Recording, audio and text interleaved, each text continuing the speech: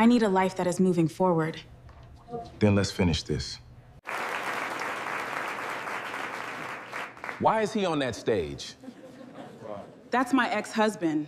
Andrew Jackson was 42 years old and worked as an operations manager for a mid-sized construction company in Dallas, Texas. To everyone who knew him, he was the definition of ordinary. His neighbors believed he lacked ambition. His co-workers assumed he would retire in the same modest office, where he quietly packed the same homemade lunch every day, wearing the same old Casio watch and driving the same aging Ford Escape. What nobody knew was that some of America's largest real estate deals stopped moving whenever Andrew chose not to sign. The divorce papers slid across the polished oak table. Andrew rested his fingertips on the folder, opened it without a word, and froze for the briefest second as Mila's signature stared back at him in fresh blue ink. If you're watching from somewhere around the world, let me know your country and your local time in the comments. I'd love to see where everyone is joining from. And if you enjoy slow-burning stories where patience, truth, and quiet strength win in the end, consider subscribing so you won't miss tomorrow's story. The offices of Lawson and Pierce overlooked downtown Dallas from the 19th floor. Through the floor-to-ceiling windows, the late afternoon sun reflected off the glass towers surrounding Ross Avenue. Inside Conference Room B, the temperature was cool enough to make the polished walnut table feel cold beneath Andrew Jackson's folded hands. Rebecca Lawson sat quietly at one end of the table, a legal pad resting beside a thick stack of divorce documents. At 47, she had spent more than 2 decades handling corporate litigation before expanding into family law for select clients. Experience had taught her to recognize anger, desperation, regret, and fear within seconds of entering a room. Andrew displayed none of them. He sat with his shoulders relaxed, his old navy blazer hanging neatly over the back of the chair. His faded leather portfolio rested beside him. The Casio watch on his wrist showed 3:17 p.m. Across from him, Mila Jackson never looked directly into his eyes. Instead, she stared toward the skyline as though the city itself had become more interesting than the man she had spent 14 years married to. Rebecca broke the silence. Mr. and Mrs. Jackson, these documents reflect the final agreement submitted by both parties. Mila nodded almost immediately. Yes. Andrew simply answered, I've read them. Rebecca continued, the marital residence will be transferred to Mrs. Jackson. Mr. Jackson has agreed to waive any claim. Another nod from Mila. The retirement accounts remain separate. Correct. The savings account will be divided according to the attached schedule. Andrew answered before Mila could. That's fine. Rebecca paused. Most divorces slowed down here. Someone usually argued. Someone changed their mind. Someone asked for another week. Neither of them did. Andrew's calmness unsettled even the attorney. She looked toward him. Mr. Jackson, are you certain you've reviewed every provision? He met her eyes. I have. You understand you're entitled to negotiate? I understand. Rebecca waited. Nothing came. The silence stretched across the room until she finally continued. Outside, a siren echoed several blocks away. Inside, only the quiet hum of the air conditioner interrupted the stillness. Andrew noticed something most people would have ignored. Mila's phone lit up. She didn't pick it up. She simply flipped it face down. 20 seconds later, it vibrated again. She ignored it again. Then again. 3 notifications in less than 2 minutes. Andrew didn't need to read the screen. He had noticed the pattern months ago. Late-night meetings that lasted longer than necessary. Weekend conferences that somehow never produced presentation materials. New perfume she had never worn before. Expensive handbags appearing without receipts. Restaurant reservations she claimed were client dinners. None of those moments had proven anything. Together they painted a picture.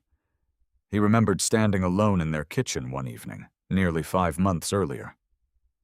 Mila had texted, running late, marketing emergency. 40 minutes later, Michael Turner had called. "I just saw Mila at the Crescent Club." Andrew had thanked him. Nothing more. He had never driven there, never confronted her, never searched her phone, never hired a private investigator. He simply watched. Patterns always revealed more than accusations. Rebecca slid another document across the table. The final acknowledgement. Mila signed first. Her signature moved quickly across the page, almost practiced. Andrew looked at the blue ink for only a second before signing beneath it. His handwriting remained steady.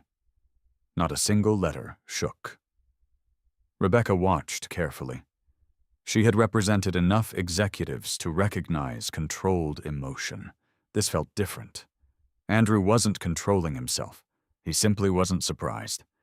That realization lingered in Rebecca's mind. Most men walked into this room hoping to save something. Andrew had entered, looking as though he had already accepted the ending. Mila finally spoke. "I think this is for the best."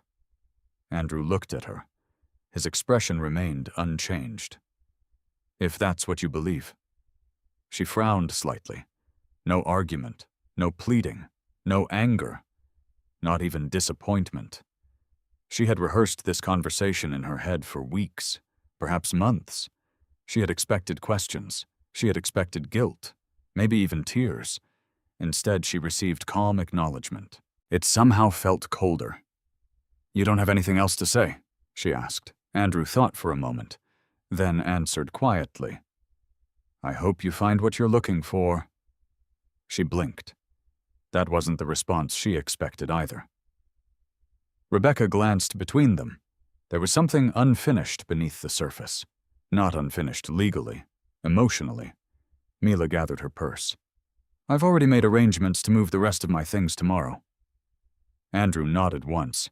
"The garage code still works." She waited. Again. Nothing else. No request to stay. No mention of memories. No discussion about 14 years together. Only practical information. She stood. "So, goodbye." Andrew stood as well. "Take care of yourself." For the first time all afternoon, Mila actually looked directly at him. His face was unreadable. Not empty, not cold. Simply settled. It irritated her more than she expected. She turned and walked toward the door. The sound of her heels echoed through the hallway until it disappeared behind the closing elevator doors. Rebecca slowly gathered the paperwork. "I've handled hundreds of divorces." Andrew looked at her.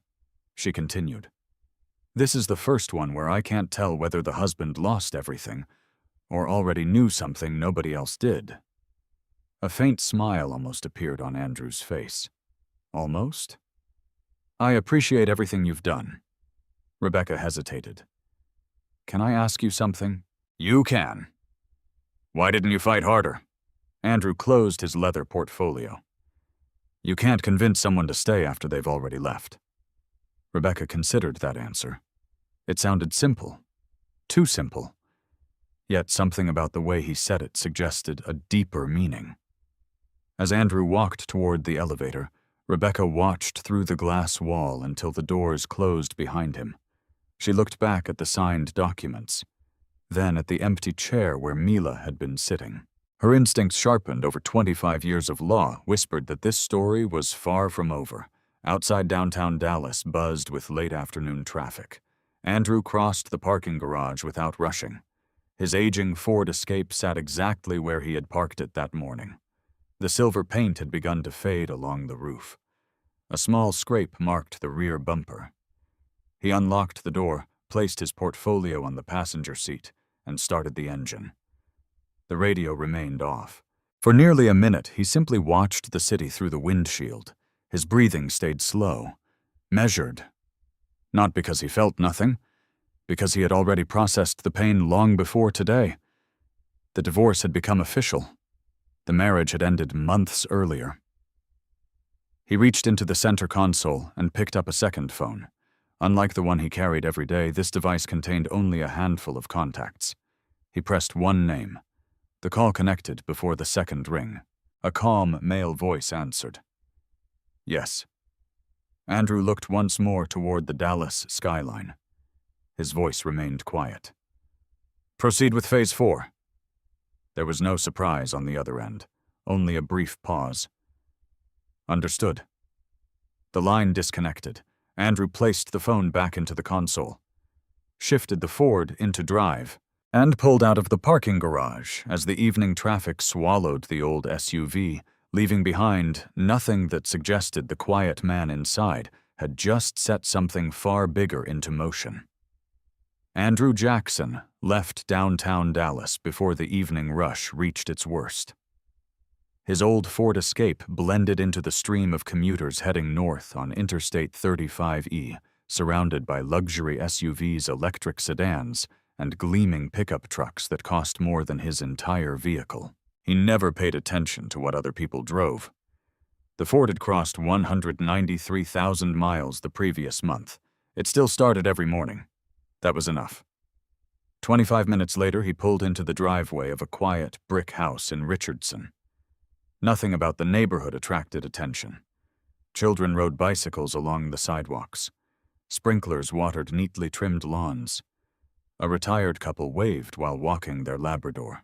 Andrew waved back exactly as he had for years.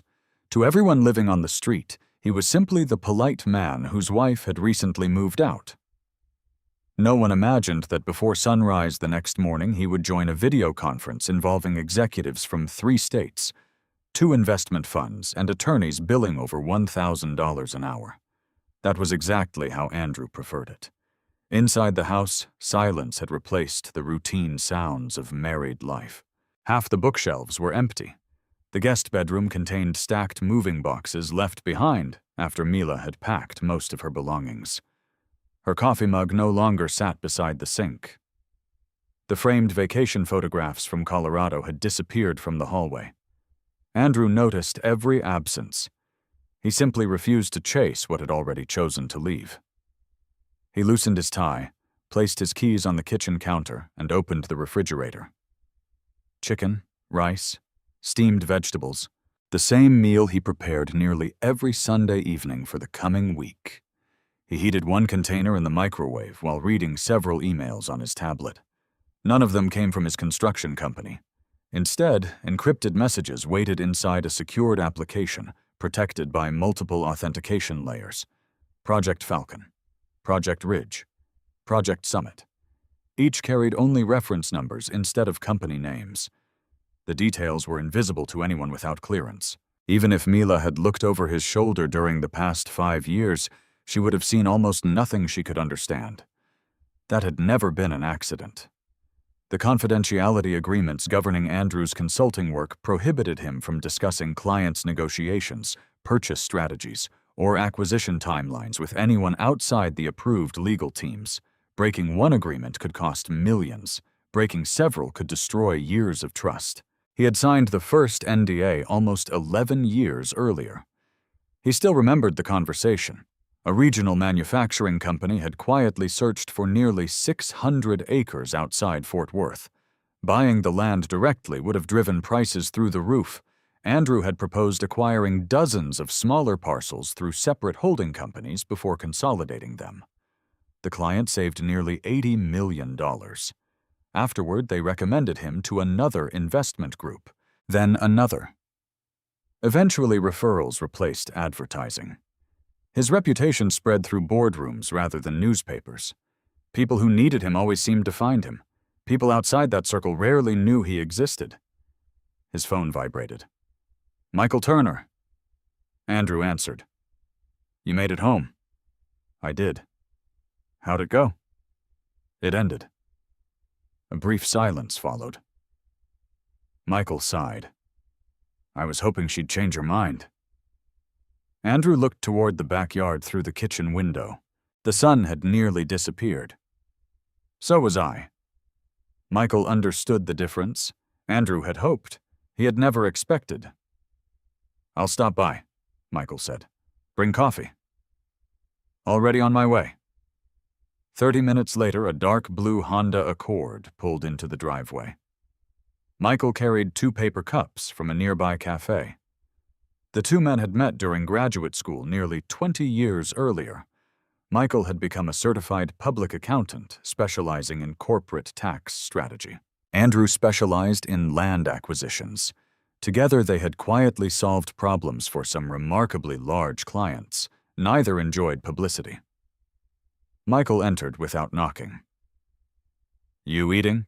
Andrew pointed toward the kitchen. "There's another container." Michael laughed. "You really eat the same thing every week." "It works." "So does owning more than one recipe." Andrew smiled faintly. The conversation stayed light for several minutes. Then Michael leaned against the counter. "You going to tell me how you're really doing?" Andrew took a slow sip of coffee. "I've had months to prepare." "I know. Today's paperwork just made it official."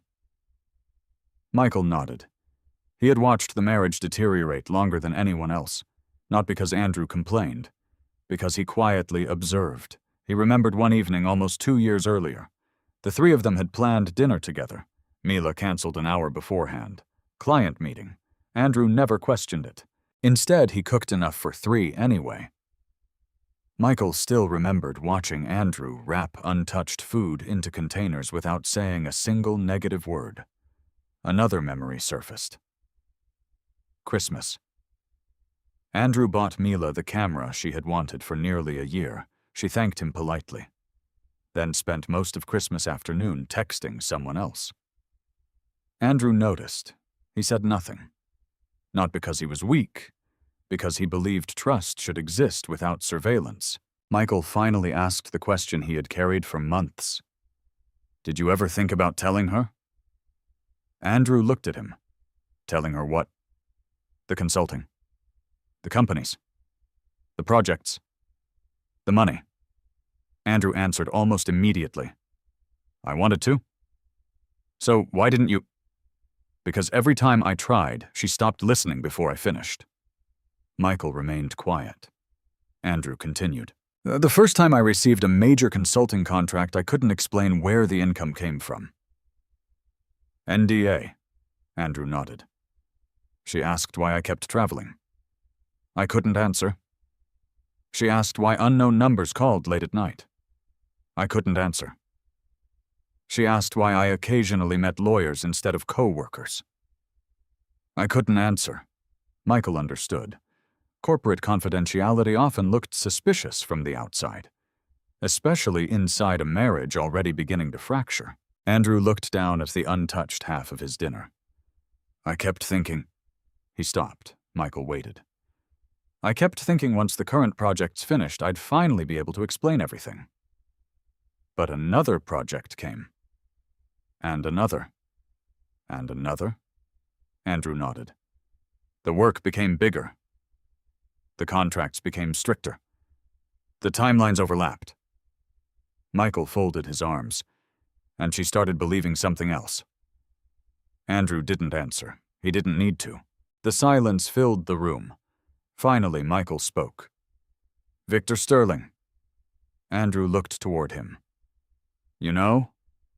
"I know enough." Michael frowned. "How long?" Andrew thought carefully. "I noticed the pattern about 6 months ago." "You never hired anyone?" "No." "You never followed her?" "No." "You never confronted Victor?" "No." Michael shook his head in disbelief. "I don't know anyone with your level of patience." Andrew answered quietly. "Patience isn't the same as ignorance." Another silence settled between them. Michael placed his coffee cup on the counter. "So," he lowered his voice. "Phase 4. Andrew finally allowed himself the smallest smile. "It's moving. Charles approved. This morning. And the board. They're waiting." Michael leaned back and let out a slow whistle. "If everything closes?" "It will. This becomes the largest acquisition you've ever supervised." Andrew nodded once. Michael laughed softly. "And Mila thinks she just divorced an operations manager." Andrew didn't laugh. He simply looked toward the darkening sky beyond the kitchen window. "I never wanted her to admire me because of money." Michael studied his friend's face. "What did you want?" Andrew answered without hesitation. "I wanted her to trust me before she understood me." Outside, a light rain began tapping gently against the windows. Andrew stood and carried the empty dinner container to the sink. His phone vibrated once, one encrypted notification. Project Falcon executive signing ceremony confirmed. The Adolphus Hotel, Dallas. 3 days. Attendance mandatory. Andrew locked the screen before setting the phone face down. Michael noticed the date. 3 days. Exactly 3 days after the divorce became official. Neither man spoke. Neither needed to. Some moments carried enough weight without explanation. Andrew looked once more through the rain-speckled window. Somewhere else in Dallas, Mila was almost certainly beginning a new chapter of her life. She believed she had walked away from an ordinary man. She had no idea that in just 72 hours she would hear Andrew's name spoken repeatedly inside a ballroom filled with executives, investors, and reporters. And for the first time in 14 years, she would realize how little she had ever known about the quiet man she had left behind. The first time Andrew Jackson saw Victor Sterling in person, the man arrived 15 minutes late to a charity gala at the Windspear Opera House. Andrew had not attended because he enjoyed social events. Charles Whitmore had insisted. Some relationships are easier to maintain over dinner than inside a boardroom. Andrew reluctantly accepted. He wore the same navy suit he had owned for nearly 7 years. The tailor had adjusted it twice. It still fit perfectly. Most of the guests never noticed him. That was normal. Charles introduced him only to the handful of executives who actually needed to know his role. Everyone else simply assumed Andrew was another operations consultant, accompanying one of the investors. Victor's entrance changed the atmosphere. A black Rolls-Royce stopped outside the red carpet. Camera flashes erupted almost immediately. Several local business reporters hurried toward the entrance. Victor stepped out, smiling, wearing an expensive charcoal tuxedo that fit as though it had been designed exclusively for him. His confidence filled the room before he spoke a single word. Behind him walked 2 assistants. One carried his phone. The other carried a leather portfolio. Andrew watched from across the ballroom while speaking quietly with Charles. Victor shook hands with nearly everyone. He knew exactly where every camera stood. He paused at just the right angles. His smile never disappeared. It looked practiced. Charles noticed Andrew observing. "You know who he is." Andrew nodded. "Victor Sterling. He's been expanding aggressively. I've read the filings." Charles smiled. "I figured you had." Victor eventually crossed the ballroom toward their table. A mutual acquaintance completed the introduction. "Victor, I'd like you to meet Charles Whitmore." The 2 businessmen exchanged firm handshakes. Then the host turned toward Andrew. "And this is Andrew Jackson." Victor extended his hand politely. "Pleasure." Andrew shook it once. "The same." Victor's attention drifted away almost immediately. His eyes briefly scanned Andrew's inexpensive watch before returning to Charles. The gesture lasted less than 2 seconds. Andrew noticed. He said nothing. Victor spent the next several minutes discussing market forecasts, commercial developments, and luxury residential projects. He spoke confidently, sometimes correctly, sometimes not. Andrew quietly listened. Victor mentioned a parcel near Arlington. Andrew already knew the environmental study had uncovered groundwater issues. Victor confidently predicted the land would double in value. Andrew remained silent. Victor praised a proposed logistics corridor outside Denton. Andrew had personally advised one of the investment groups to avoid it due to future transportation changes that had not yet become public. Again, he said nothing. Charles occasionally glanced toward Andrew. He understood why. Andrew possessed information that could instantly reshape half the conversations happening inside the ballroom. Yet he never volunteered it. Confidentiality wasn't simply part of his profession, it had become part of his personality. Later that evening, while guests gathered near the dessert tables, Andrew stepped onto the terrace overlooking downtown Dallas. The spring air felt cooler than inside the crowded ballroom. His phone vibrated. An encrypted message. Project Falcon. Environmental approval received. Proceeding to acquisition phase. He acknowledged the update before placing the phone back into his pocket. The terrace door opened behind him. Footsteps approached. Mila. She carried 2 champagne glasses. "I've been looking for you." Andrew accepted one. "Thank you." She leaned against the railing. "You've hardly talked to anyone tonight." "I've talked enough." She looked through the glass doors toward Victor, laughing with several developers. "Now that's someone who knows how to build connections." Andrew followed her gaze.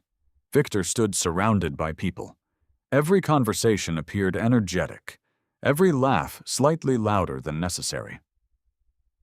"He certainly gets attention," Andrew replied.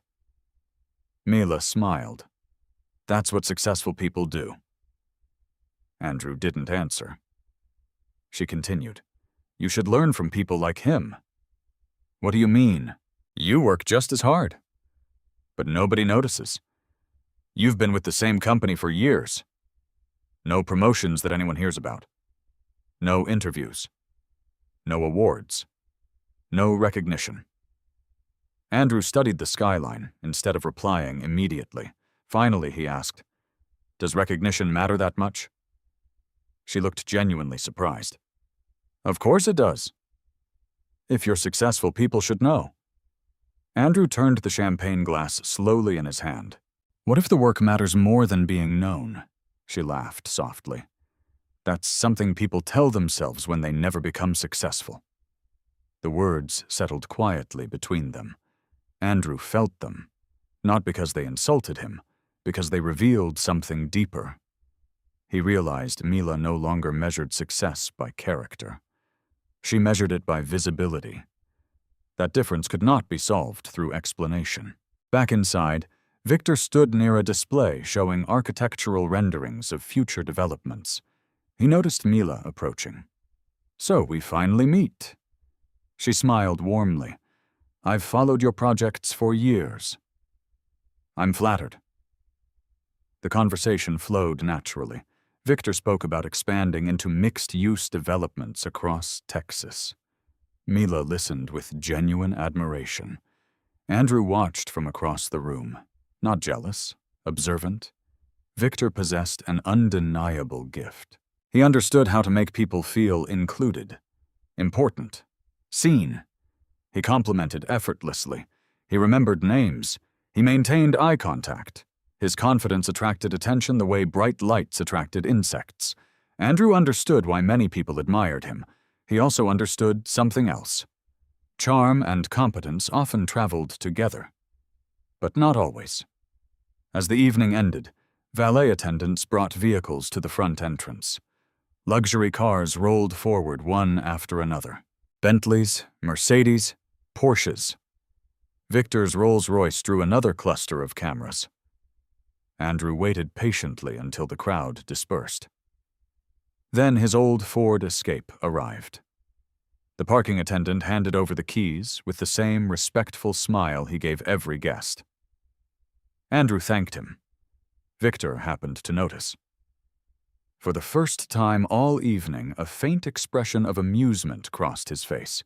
Not mocking, simply dismissive. The expression lasted only a moment. Andrew climbed into the Ford without reacting. Inside the passenger seat rested a sealed envelope. Confidential. Project Falcon. Charles had handed it to him before leaving. Andrew drove home without opening it. He preferred reviewing sensitive documents inside his office. Months passed. Victor's name appeared more frequently across Dallas business magazines, groundbreaking ceremonies, television interviews, awards, ribbon cuttings. His public image continued growing. Meanwhile, Andrew's daily routine remained almost unchanged. He left home before sunrise. He visited industrial sites wearing steel-toe boots instead of tailored suits. He spent hours reviewing surveys, environmental reports, zoning maps, and infrastructure studies. He met attorneys inside anonymous conference rooms rather than expensive restaurants. He negotiated quietly, signed carefully, disappeared before announcements reached the news. Mila noticed only the surface. She saw Victor's photographs in magazines. She saw Andrew cleaning leaves from the gutters on Saturday mornings. She saw Victor standing beside governors and investors. She saw Andrew replacing the brakes on his aging Ford himself. Gradually, comparison replaced appreciation. One evening, she placed a magazine on the kitchen counter. Victor Sterling occupied the cover beneath the headline, "The Man Reshaping Texas Real Estate." She looked toward Andrew. Imagine having a life like that. Andrew looked at the cover for several seconds, then returned to washing the dinner dishes. What part? The success. The influence. The opportunities. The respect. Andrew dried one plate before answering. Magazines don't usually print the whole story. She folded her arms. They print enough? Andrew nodded quietly. Perhaps they did. Or perhaps they only printed the part designed to sell copies. Several weeks later, Victor announced the largest commercial redevelopment proposal in his company's history. Business journals called it transformational. Financial analysts predicted it would redefine his career. Television stations requested interviews. The business community buzzed with speculation. Andrew noticed only one detail: the acquisition zone outlined on the presentation map. He recognized every parcel, every access road, every utility corridor, every easement. Project Falcon. He closed the presentation on his computer and looked toward the calendar hanging beside his desk. The executive signing ceremony had finally received a confirmed date, 3 days after his divorce. Andrew slowly leaned back in his chair. For the first time in months, two completely separate parts of his life were about to collide. Victor still believed he was approaching the greatest success of his career. Mila still believed she had left an ordinary husband for an extraordinary man. Neither of them yet understood that both paths were quietly leading toward the same ballroom, and toward one signature that neither of them controlled. 3 days after the divorce became official, the ballroom inside the Adolphus Hotel shimmered beneath crystal chandeliers that had overlooked Dallas business history for generations. By 8:30 that morning, hotel staff were arranging polished nameplates across the front table, while technicians tested the massive LED screen stretching nearly 40 feet across the stage.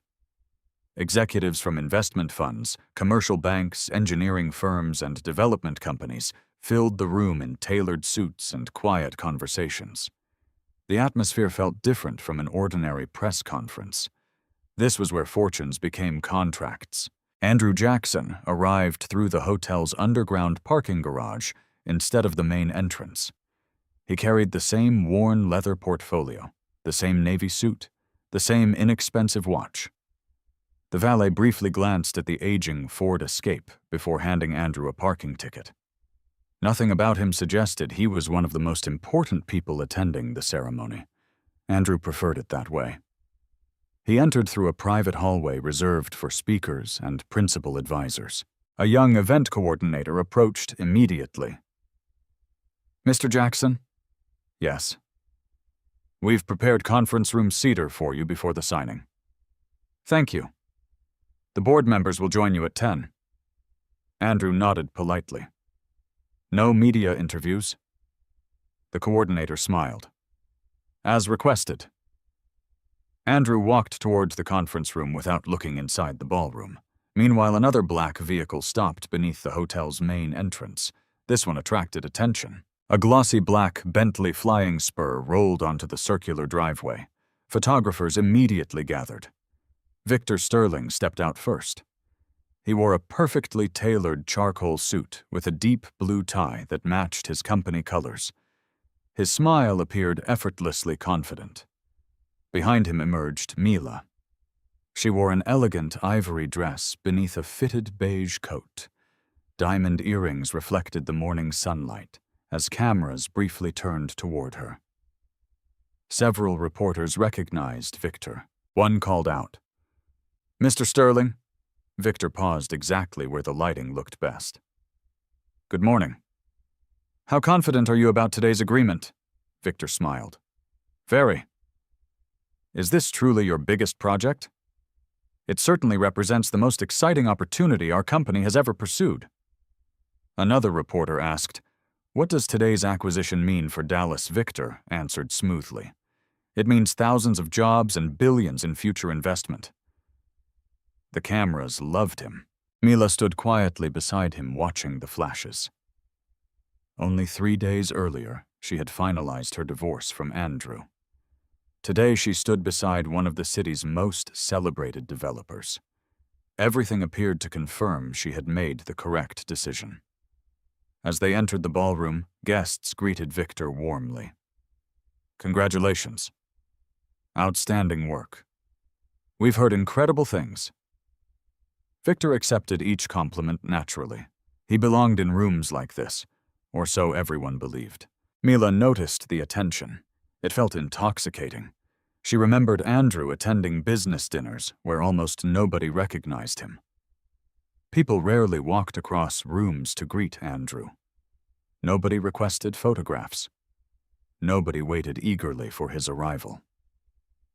Standing beside Victor felt completely different. A hostess escorted them toward the reserved front tables. Each seat carried engraved name cards. Victor Sterling, Chief Executive Officer, Sterling Urban Development. Beside it, Mila Sterling, Guest. Mila smiled faintly. The new surname wasn't official, but seeing it printed there stirred something inside her. A future, or at least the image of one. The ballroom slowly filled. Charles Whitmore entered quietly through another doorway. Unlike Victor, Charles attracted no cameras. Yet nearly every executive in the room acknowledged him. Some stood to shake his hand, others simply nodded respectfully. Influence often arrived without applause. Charles greeted several investors before taking his seat. He checked his watch. 9:42. One board member leaned toward him. "Has Andrew arrived?" Charles answered calmly. "He's upstairs." "Good. We won't begin without him." Victor overheard only the last sentence. He assumed they were discussing another executive. The event coordinator stepped onto the stage. "Ladies and gentlemen, thank you for joining Granite Peak Capital and Sterling Urban Development for today's strategic acquisition announcement." The room gradually quieted. Large spotlights illuminated the stage. The enormous LED display remained black. The coordinator continued. "Before our principals take the stage, we'd like to recognize the organizations and advisors whose work made this transaction possible." Logos appeared one after another. Granite Peak Capital, First National Commercial Bank, Carter Infrastructure Group, Westfield Environmental Consulting, Hamilton Legal Advisors. Victor watched proudly. This was his moment. Months of negotiations, years of expansion, everything had led here. The coordinator smiled. "We'll now recognize several key strategic contributors." The first names appeared. Lead Financial Counsel, Environmental Review Director, Infrastructure Planning Team. Victor glanced only briefly. Routine acknowledgments. Then the slide changed. Large white letters appeared across a dark blue background. Strategic Land Acquisition, Consultant, Andrew Jackson. The room remained silent. Victor barely reacted.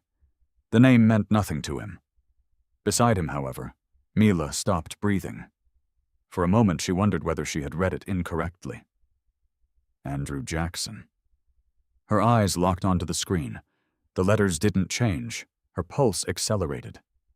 No, there had to be another Andrew Jackson. It was a common enough name. Surely it wasn't. The coordinator continued speaking. "Our appreciation also goes to Mr. Andrew Jackson, whose acquisition strategy coordinated more than 200 individual land transactions across 4 Texas counties."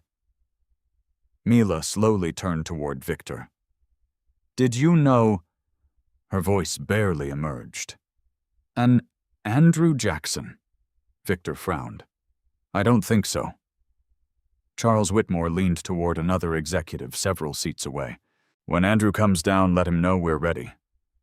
The executive nodded. Victor heard the conversation this time. His attention sharpened. He quietly asked the investor seated beside him, Who's Andrew Jackson? The older man looked surprised. You don't know? Victor smiled politely. I've never met him. The investor blinked. I assumed you had. No. The man seemed genuinely confused. That's unusual. Why? Because this project doesn't exist without him. Victor's smile disappeared. What do you mean? Before the investor could answer, the coordinator announced a short intermission before the official signing. Guests rose from their seats. Coffee stations opened. Conversations resumed.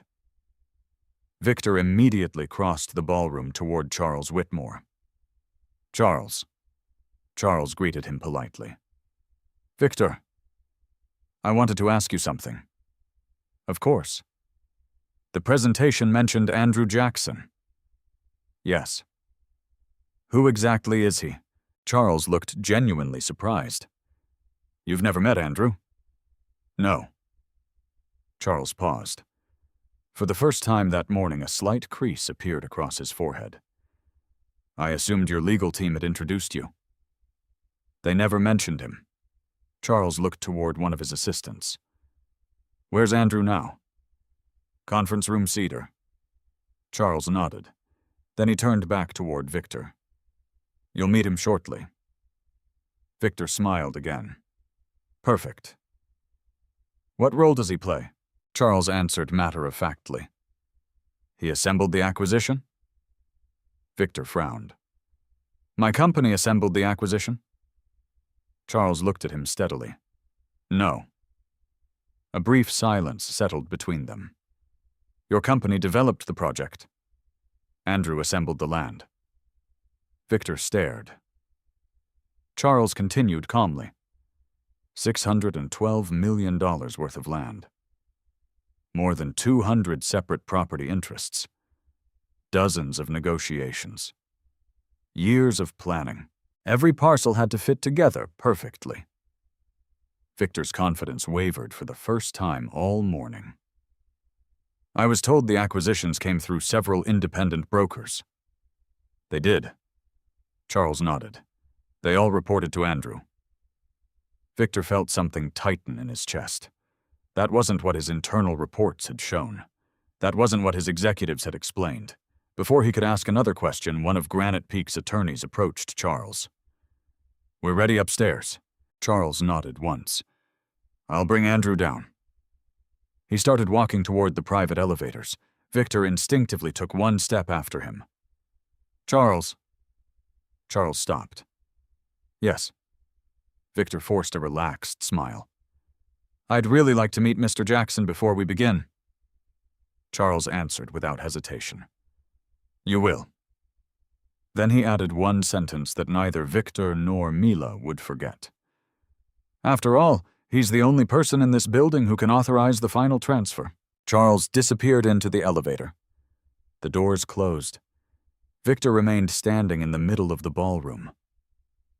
Beside him, Mila slowly looked back toward the enormous LED screen, where one name still remained displayed beneath the title Strategic Land Acquisition Consultant.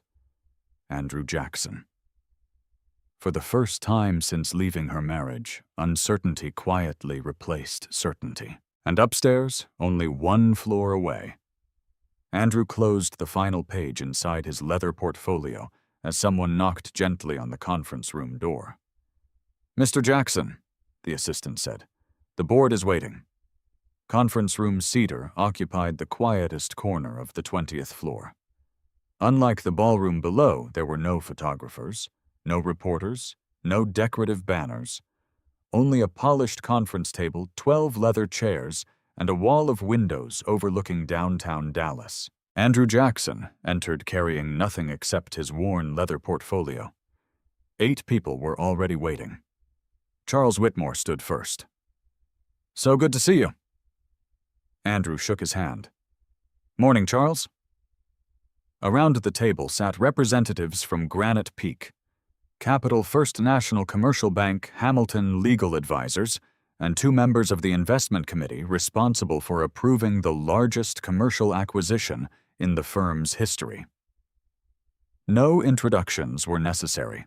Andrew had worked with every person in the room before, some for nearly a decade. Charles looked around the table. I believe we're all here. One of the attorneys smiled. Except the only person everyone downstairs is actually waiting for. A few people laughed quietly. Andrew simply took his seat. Charles opened the meeting. Before we move into the public ceremony, I'd like to review one final issue. He looked toward Andrew. Status. Andrew opened the portfolio.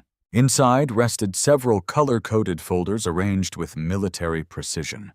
No unnecessary papers, no loose notes. Every page had its place. He slid the first document toward the center. Parcel acquisition. Completed. The second. Environmental compliance. Completed. The third. Utility easements. Recorded. The fourth. County approvals. Filed yesterday. The fifth. Title insurance. Verified. No dramatic presentation. No lengthy speech, just facts. One board member leaned forward. Any unresolved claims? Andrew answered immediately. 2. The room became attentive. They're expected? Yes. The first involves a utility correction already covered under Section 9. The second concerns a historical access road. Charles nodded. Already negotiated. Andrew confirmed. The settlement agreement becomes effective immediately after execution. Another director smiled. So nothing that threatens closing. No. The room relaxed. Charles looked around. Ladies and gentlemen, this is why we keep asking Andrew to lead these projects. One investor chuckled. I've never seen him arrive with surprises. Andrew quietly closed the folder. I don't like surprises. The room laughed again. Charles understood the deeper meaning. Neither did Andrew. Especially not when hundreds of millions of dollars depended on precision. One banker asked, how many properties in total? Andrew answered without checking his notes. 212. And negotiations? 341. Separate sellers? 187. The banker shook his head slowly. Most acquisition teams would require 30 people. Andrew replied, I had 32. The room smiled. Everyone knew what he meant. 32 specialized attorneys. Surveyors, title officers, engineers, and negotiators spread across Texas. Andrew coordinated them. He never tried doing everything himself. He simply made certain everyone moved in the same direction. Charles leaned back. Tell them the timeline.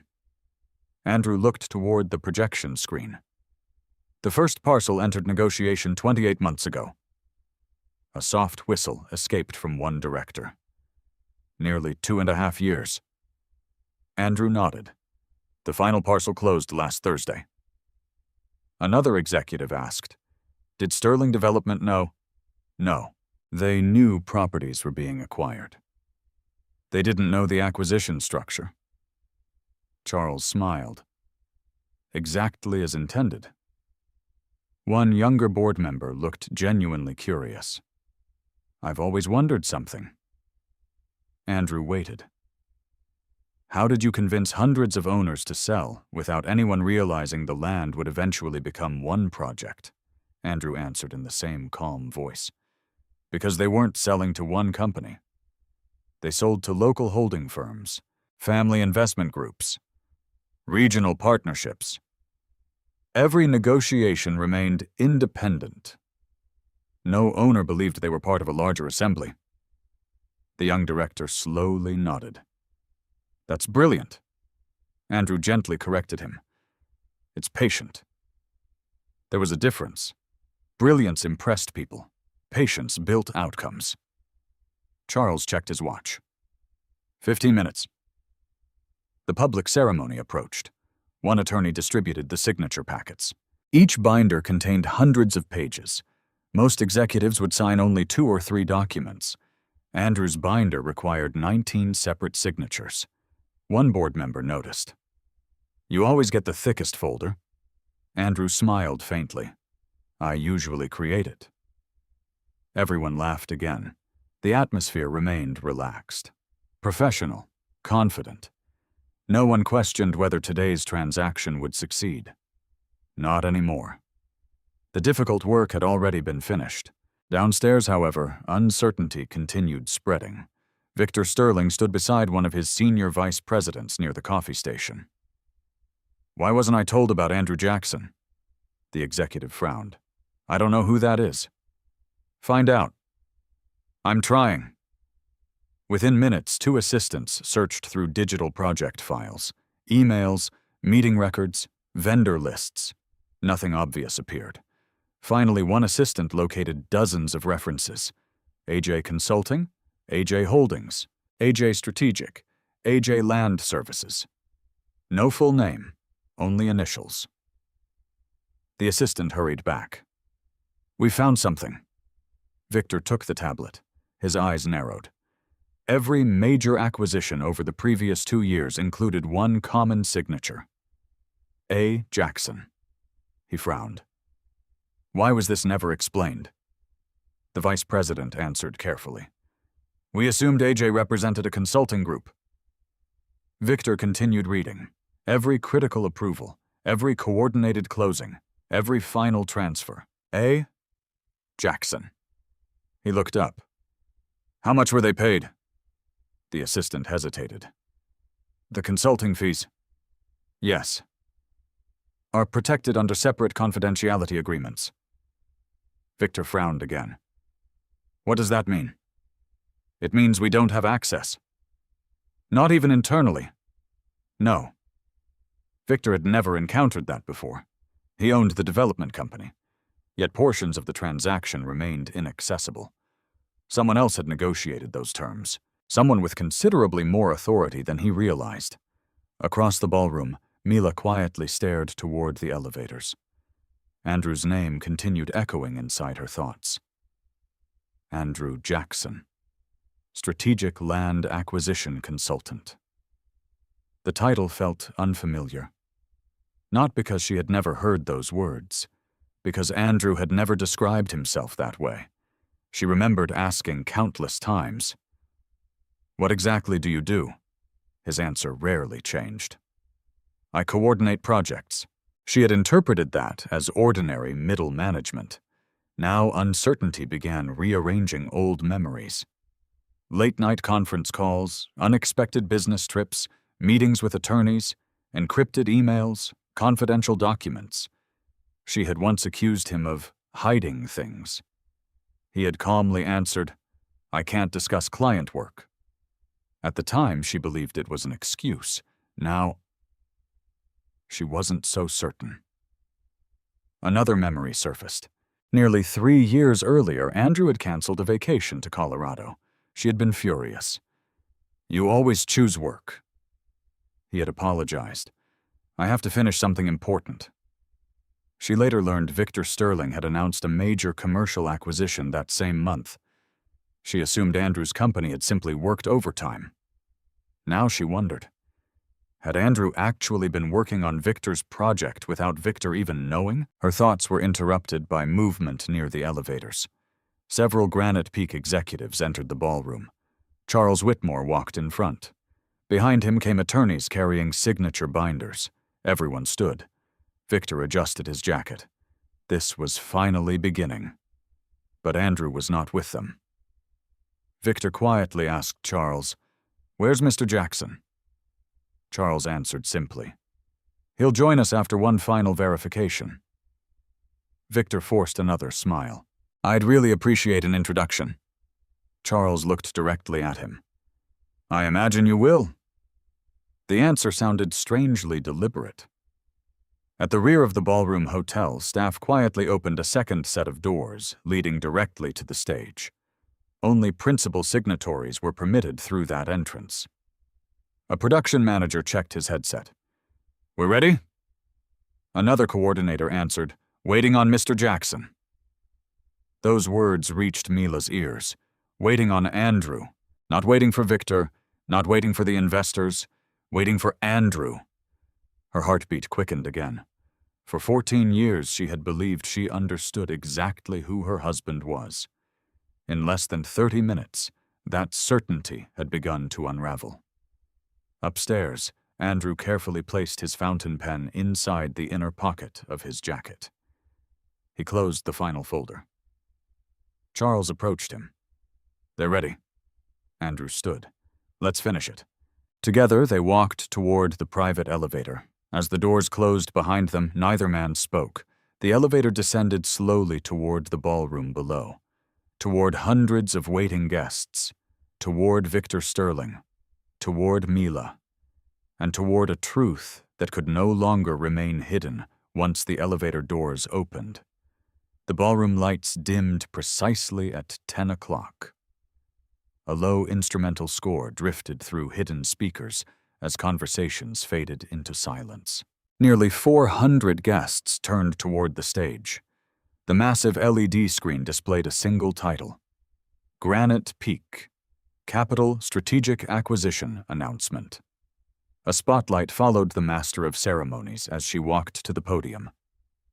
"Ladies and gentlemen, thank you for joining us this morning."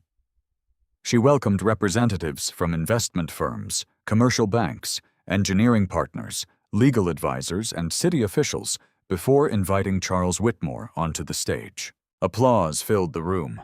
Charles accepted it politely before stepping behind the podium. He never spoke loudly. He never needed to. His reputation carried more weight than volume. "Thank you all for being here." He looked slowly across the audience. "This transaction has taken more than 2 years to complete." He paused. "Not because it was difficult. Because it had to be done correctly." Several executives nodded. Charles continued, "In business, people often celebrate the closing. They rarely appreciate the preparation." The words immediately caught Andrew's attention backstage. Preparation. That had always been his philosophy. Charles smiled faintly. "Today you'll see signatures. What you won't see are thousands of hours spent solving problems before they ever reached this room." More applause followed. Victor sat confidently in the front row. Everything still appeared under control. Andrew had been acknowledged. Nothing more. Surely the consultant would simply sign several documents and leave. That assumption still felt reasonable. Charles gestured toward the enormous screen. "The Falcon Development District will become one of the largest mixed-use commercial projects in Texas." Architectural renderings appeared. Glass office towers, luxury apartments, hotels, retail districts, public parks, transportation corridors. The audience admired the images. Several reporters hurried to capture photographs. Charles continued, "The project's value exceeds $612 million. A murmur spread through the ballroom. Even experienced investors appreciated the scale. Charles clicked the presentation remote again. A map filled the screen. Hundreds of differently colored parcels formed one continuous development zone. What you're seeing wasn't purchased from one owner. It wasn't purchased from 10 owners. It required negotiations with 187 independent property holders. The audience remained silent. Charles smiled. That level of coordination deserves recognition. He turned toward the side entrance beside the stage. "Ladies and gentlemen, for the first time today, I'd like to introduce the person who coordinated every acquisition." The ballroom lights shifted. A spotlight illuminated the entrance. The side door opened. Andrew Jackson walked onto the stage. No dramatic music, no theatrical entrance, simply steady footsteps. He carried the same worn leather portfolio, the same navy suit, the same inexpensive watch. The room applauded politely, then more warmly, then enthusiastically. Many executives stood. Several investment managers rose first, then attorneys, then banking representatives. Within seconds, nearly half the ballroom had risen to its feet. Victor remained seated. Not intentionally. He simply froze. Mila stared at the stage as though the room had tilted beneath her. Andrew acknowledged the applause with a small nod. Nothing more. No wave. No broad smile. He walked directly toward Charles. The two men shook hands. Charles spoke quietly enough that nearby microphones barely captured it. "Ready?" Andrew answered. "Always." Charles turned back toward the audience. "I've worked with Andrew Jackson for 11 years. He has never missed a closing. He has never lost a negotiated parcel. And to my knowledge," he smiled toward Andrew, "he has never once reminded anyone of those facts." Laughter spread through the ballroom. Andrew smiled politely. Charles continued. "People often ask me what makes a successful acquisition strategist. They expect me to mention finance, law, engineering, negotiation." He shook his head. "The answer is patience." He looked toward Andrew. "I've watched this man spend 6 months solving a dispute that everyone else wanted to settle in 6 hours. He prepares. He listens. He documents. And when the time comes to act, he rarely needs to argue." Several executives applauded again. Charles stepped aside. "Andrew, the floor is yours." Andrew approached the podium. The applause gradually faded. He adjusted the microphone slightly lower. His voice remained calm. "Good morning." No dramatic opening. No motivational quotation. No performance. "Most of the work behind this project was completed long before today." He glanced briefly toward the acquisition map. "My responsibility was simple. Make certain every agreement respected every owner. No shortcuts. No unnecessary pressure. No promises we couldn't keep." He paused. "The result is what you see behind me." One reporter whispered to another, "He doesn't sound like a consultant." "No, he sounds like the person actually running the project," Andrew continued. "Success in acquisitions isn't measured by how quickly land changes hands. It's measured by how few problems remain after closing." Another pause. "The public usually notices buildings. My work ends before the foundations begin." Several audience members smiled. It perfectly explained why so few people knew his name. He had always operated before cameras arrived. Andrew stepped away from the podium. He had spoken for less than 3 minutes, yet somehow the room felt more attentive than before. Charles returned. "Thank you, Andrew." He looked toward the front row. "I'd now like to invite Mr. Victor Sterling to join us for the execution of the development agreement." Victor finally stood. He adjusted his jacket while forcing a composed expression. As he walked toward the stage, he glanced once toward Andrew. Andrew acknowledged him with a polite nod. Nothing more. Victor climbed the steps. Charles completed the introductions. "Victor Sterling. Andrew Jackson." The two men shook hands again. This time Victor held on slightly longer. "I've heard quite a bit about you this morning." Andrew answered evenly. "I imagine we both have." Victor smiled. "I wasn't aware how involved you'd been." Andrew met his eyes calmly. "Confidentiality was part of the assignment." Victor nodded. "Understandable?" Yet something about the exchange unsettled him. Andrew displayed none of the behavior Victor expected from someone receiving public recognition. No excitement, no nervousness, no attempt to impress, only quiet professionalism. The signing table had already been prepared. 3 leather binders rested side by side. Charles sat first. Victor sat opposite him. Andrew took the remaining chair. Television cameras moved closer. Photographers surrounded the stage. The chief legal counsel approached with the execution documents. She placed one binder before Victor. Please sign the marked pages. Another before Charles. Then she placed the thickest binder before Andrew. Victor noticed immediately. His own binder contained perhaps 20 tabs. Andrew's contained dozens. The attorney spoke clearly. Mr. Jackson, your authorizations appear first. Victor looked up. First? The attorney nodded. Yes. Granite Peak cannot transfer the assembled holdings until Mr. Jackson executes the assignment documents. Victor blinked. I thought the land was already transferred. Andrew quietly opened the binder. No. Victor turned toward Charles. What does she mean? Charles answered without hesitation. The acquisition companies still belong to Andrew's management structure. Victor stared. I thought they belonged to Granite Peak. They will, Charles replied, in approximately 5 minutes. Silence. The words landed harder than anyone expected. Victor slowly looked back toward Andrew. For the first time since entering the ballroom, he realized something fundamental. The $612 million worth of assembled property did not legally belong to Granite Peak, did not legally belong to Sterling Urban Development.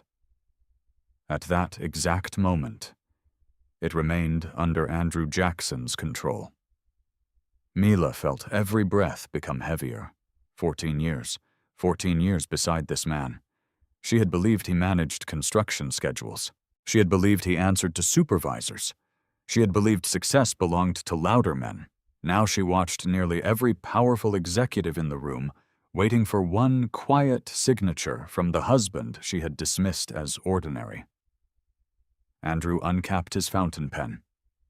The ballroom became so silent that the soft click of the pen echoed through the microphones. Every camera focused on the first signature line. And before Andrew lowered the pen to the paper, Victor leaned forward and asked the one question that suddenly mattered more than every speech delivered that morning. Mr. Jackson, exactly how much of this project do you control? Victor Sterling did not immediately answer his own question.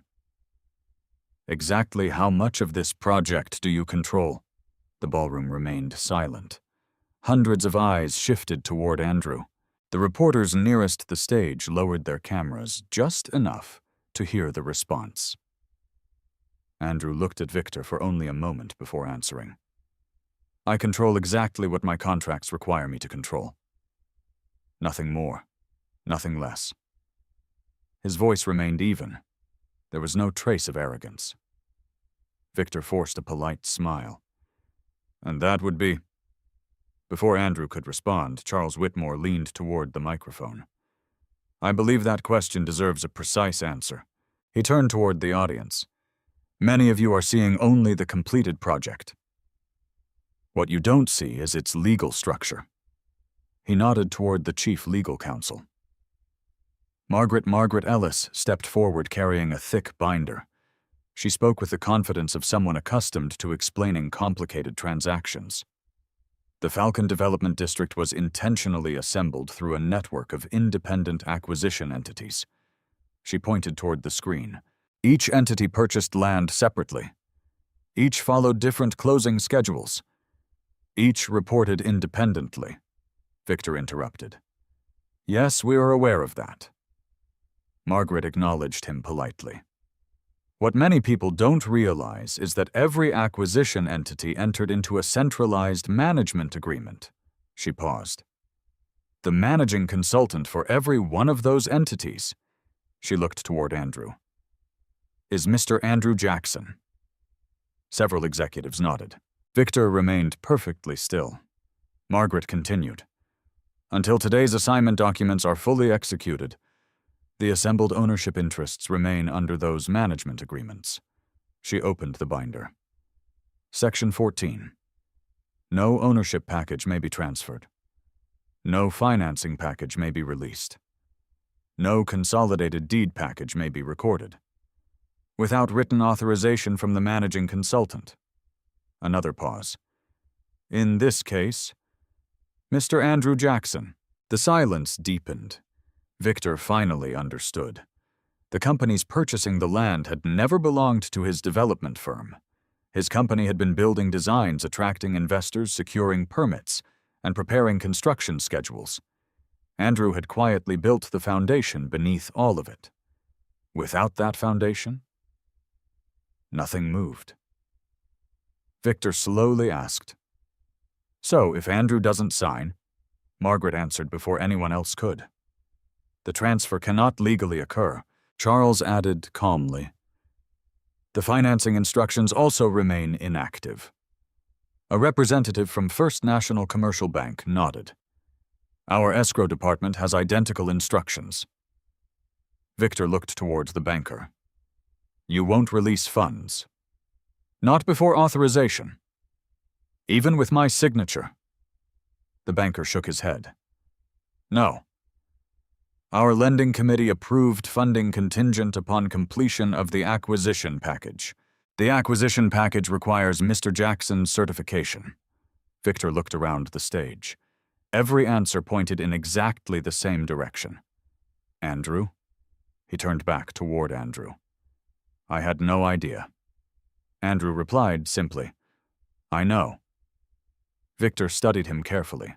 There was no satisfaction in Andrew's face, no hidden smile, no desire to embarrass him, only professionalism.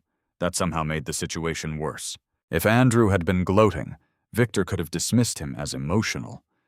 Instead, he remained completely composed. The audience watched every exchange. Business reporters began whispering among themselves. One quietly typed notes onto a tablet. "Unknown consultant controls closing." Another murmured, "This is bigger than we thought." Meanwhile, Mila struggled to process everything she had heard. Fragments of forgotten conversations returned one after another. One evening, 6 years earlier, she had found Andrew sitting alone in the study surrounded by county maps. She remembered asking, "What are those?" He answered, "Land surveys." She laughed. "For another construction project?" He smiled. "Something like that." She never asked again. Another memory. Andrew once spent an entire Saturday driving across rural counties west of Fort Worth. She complained that he cared more about work than weekends. He apologized. "I have to inspect several properties." She assumed he supervised construction crews. Now she understood. He had been evaluating land acquisitions. One more memory surfaced. A tax document had arrived by certified mail. She glanced at the sender. AJ Strategic Holdings. She asked, "Is this one of your clients?" Andrew answered, "It's related to work." She never opened the envelope, never cared enough to ask again. Standing inside the ballroom, Mila felt those forgotten moments rearrange themselves into an entirely different story. Andrew had never lied. She had simply stopped listening. Charles interrupted her thoughts. "We'll proceed with the execution." Andrew uncapped his fountain pen again. The first signature required nearly 30 seconds, not because he hesitated, because every page required careful verification. Document number, legal description, parcel schedule, signature, initial, date, again, and again. He moved methodically, each motion deliberate. Victor watched closely. The process felt strangely unfamiliar. Despite being CEO of the development company, he realized Andrew understood every page better than anyone else present. Occasionally, Andrew paused, not to think, to confirm. He compared parcel numbers against an index, verified survey references, checked title schedules. Only then did he continue. Charles smiled quietly. "This is why closings stay smooth." Victor couldn't help asking, "You verify everything personally?" Andrew looked up briefly. "I signed responsibility." "So I verify responsibility." Victor leaned back. He had delegated similar work years ago. Andrew apparently never had. After nearly 15 minutes, Andrew closed the first binder. Margaret collected it immediately. She handed it to another attorney who hurried toward a secure room behind the stage. Victor frowned. "What happens now?" Margaret answered. "Those documents activate the assignment sequence. The next stage begins immediately." Several minutes later, another attorney returned carrying a thin envelope. She whispered something into Charles Whitmore's ear. Charles nodded. He looked toward the representative from First National Commercial Bank. "We're clear." The banker checked his tablet. A notification appeared. He smiled. "Escrow restrictions partially lifted." Victor stared. "All ready." The banker nodded. "The system updates in real time." Charles looked toward Andrew. "As always." Andrew simply closed another binder. No celebration, no visible emotion, just work. Back in the audience, reporters noticed something unusual. Although Victor had been advertised as the project's central figure, nearly every executive leaving the stage paused briefly beside Andrew. Some shook his hand. Others thanked him quietly. Several addressed him by first name. One elderly investor smiled. "Excellent work, Andrew." Another said, "I'll call you about Colorado." A third added, "We've got another acquisition starting next month." Victor noticed every interaction. These weren't introductions. These were long-established professional relationships. How many projects had Andrew completed before this one? How many investors already trusted him? How many companies depended on him without appearing in public? Questions multiplied faster than answers. Near the edge of the ballroom, Rebecca Lawson stood beside Michael Turner. Neither had spoken much during the ceremony. Michael quietly smiled. "I wondered how long it would take." Rebecca looked toward Victor. "To realize," Michael nodded. "He spent 2 years believing he was leading the most important part." Rebecca folded her arms. "The irony is, he probably couldn't have finished it without Andrew." Michael answered calmly. "He couldn't have started it." On stage, Margaret placed one final document before Andrew. "This is the certification of complete acquisition." Andrew reviewed every page. His eyes stopped briefly at one paragraph. He read it twice, then reached for his pen. Victor leaned forward instinctively. One signature. That was all that remained. Andrew lowered the pen toward the paper, then stopped. Not because of doubt, because he had noticed something. A single page near the back of the certification package carried information that had not appeared in the draft he reviewed 48 hours earlier. He looked up slowly. "Margaret." "Yes." "This attachment wasn't in the original execution copy." The room immediately fell silent again. Margaret frowned. "What attachment?" Andrew rotated the binder toward her. She read the page. Her expression changed, very slightly, but enough for Charles Whitmore to notice. He leaned forward. "What is it?" Margaret answered quietly. "This financial disclosure schedule," she looked at Victor, "was amended yesterday." Andrew closed the binder without signing. The room suddenly felt much colder. For nearly 5 full seconds, no one in the ballroom spoke. Margaret Ellis continued staring at the unexpected attachment while Andrew waited with both hands resting calmly on the open binder. He had not accused anyone. He had not raised his voice. He had simply noticed something that did not belong. Charles Whitmore leaned closer. "What changed?" Margaret turned another page. "The financial disclosure schedule was revised yesterday evening." Charles frowned. "Who authorized the revision?" "I don't know."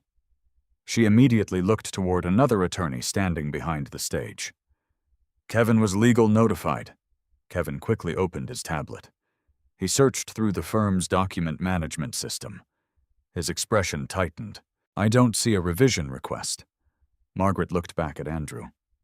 "The execution copy you reviewed 48 hours ago didn't include this page," Andrew answered quietly. "No." "You compared it." "I compare every execution package." Charles gave a slow nod. That answer did not surprise him. It reassured him. Andrew's habit of reviewing every page had prevented problems before. Perhaps it had just prevented another one. Victor shifted uncomfortably in his chair. "What exactly is the issue?" Margaret spoke carefully. "I don't know yet. But we aren't signing another page until we understand why it appeared." Victor forced a polite smile. "Surely it's just an administrative update." Andrew finally looked at him. Administrative updates still require documentation. His tone remained completely professional. No accusation, just procedure. Margaret agreed immediately. "Correct." She turned toward Kevin. "Print the revision history." Kevin hurried away. The audience sensed something had changed. Whispers quietly spread across the ballroom. The reporters immediately recognized the shift. Cameras remained pointed toward the stage. One journalist whispered, "They've stopped the signing." Another answered, "Something's wrong." Across the room, Mila watched Andrew instead of the attorneys. She noticed something she had overlooked throughout their marriage. He never reacted emotionally when pressure increased. He became calmer. Years earlier, she had mistaken that calmness for indifference. Now she realized it came from preparation. Andrew wasn't calm because nothing mattered. He was calm because he had already prepared for problems before they happened. Charles folded his hands. "We'll take a short recess." No documents leave the stage. No additional signatures. Everyone agreed. The principal executives moved toward a smaller conference room behind the ballroom. Only essential personnel followed. Victor walked beside Charles. "I honestly don't understand." Charles answered honestly, "I believe you." Victor looked surprised. "You do? I don't think you knew about this attachment." Victor released a quiet breath. "Thank you." Charles stopped walking. "But that doesn't change the process." Victor nodded. "I understand." Inside the conference room, Margaret connected her laptop to a large monitor. Kevin returned, carrying several printed reports. "I found the audit trail." Margaret immediately examined the first page. "The document was modified yesterday." She looked lower. 8:14 p.m. Charles asked, "By whom?" Kevin hesitated. "The upload came from Sterling Urban Development." The room became silent. Victor frowned. "That doesn't mean I approved it." "No," Margaret agreed. "It only tells us the source." Victor immediately looked toward his chief financial officer. "Were you aware of this?" The CFO shook his head. "No." "What about legal?" Another executive answered. "I've never seen this schedule." Victor rubbed his forehead. "This doesn't make sense." Andrew quietly listened. He never interrupted. Margaret continued reading. The attachment adds a projected financing distribution summary. Charles looked toward Andrew. "Was that part of your acquisition structure?" "No." "Did anyone ask your approval?" "No." Margaret closed the report. "Then it shouldn't be here." The room remained quiet. Charles looked toward Victor. "I'm going to ask you something directly." Victor nodded. "Go ahead." "Has anyone inside your organization been changing execution documents without notifying Granite Peak?" Victor answered immediately. "Not intentionally." Charles watched him for several seconds. He believed him, at least partially. Someone had changed something. Whether Victor knew remained uncertain. Andrew finally spoke. "May I?" Charles nodded. Andrew slid the amended page beside the original draft from his portfolio. He had brought his own reference copy. Every page, every version, every approval. Margaret compared both documents. "The formatting is identical." She turned another page. "So are the legal references." Andrew pointed to one paragraph. "There." Everyone leaned closer. The paragraph appeared almost unchanged. Almost. One sentence had been added. projected consultant incentive distribution subject to executive approval. Andrew quietly asked, "Who inserted that language?" Nobody answered. Victor looked confused. "What does it mean?" Margaret answered. "It changes the appearance of compensation authority." Charles narrowed his eyes. "Explain." She looked around the room. "In the approved version, consulting compensation is governed entirely by pre-existing contracts. In this revised version, it suggests executive discretion." Victor still looked puzzled. "So," Andrew answered, "it isn't true." Silence. Andrew continued. "My compensation was finalized nearly 2 years ago. It cannot legally be changed. This wording creates the appearance that today's board could alter existing obligations." Charles understood immediately, which could invalidate several agreements. Margaret nodded. "Potentially." Victor slowly sat back. Someone had nearly introduced language capable of triggering contract disputes worth millions of dollars. Without Andrew noticing it, the documents might already have been signed. The realization unsettled everyone. Charles looked toward Andrew. "How did you catch it?" Andrew answered honestly. "The paragraph was 1 line longer." Several people blinked. "That's all," Andrew nodded. "I remembered where the page break should be." Kevin stared in disbelief. "You noticed one additional line." Andrew looked at him. "I review these documents for months. When one page changes, I notice." No one spoke. Charles quietly smiled to himself. This was precisely why Andrew remained indispensable. Not because he was brilliant, because he paid attention when everyone else assumed everything was already correct. Victor slowly looked toward Andrew. "I owe you an apology." Andrew met his eyes. "For what?" "I thought you were delaying the closing." Andrew shook his head. "I'm protecting it." The sentence lingered in the room. Margaret picked up the revised page. "This attachment is removed." Kevin immediately nodded. "I'll prepare corrected execution copies." Charles looked toward the banker. "Any issue delaying escrow 30 minutes?" "No." The banker smiled.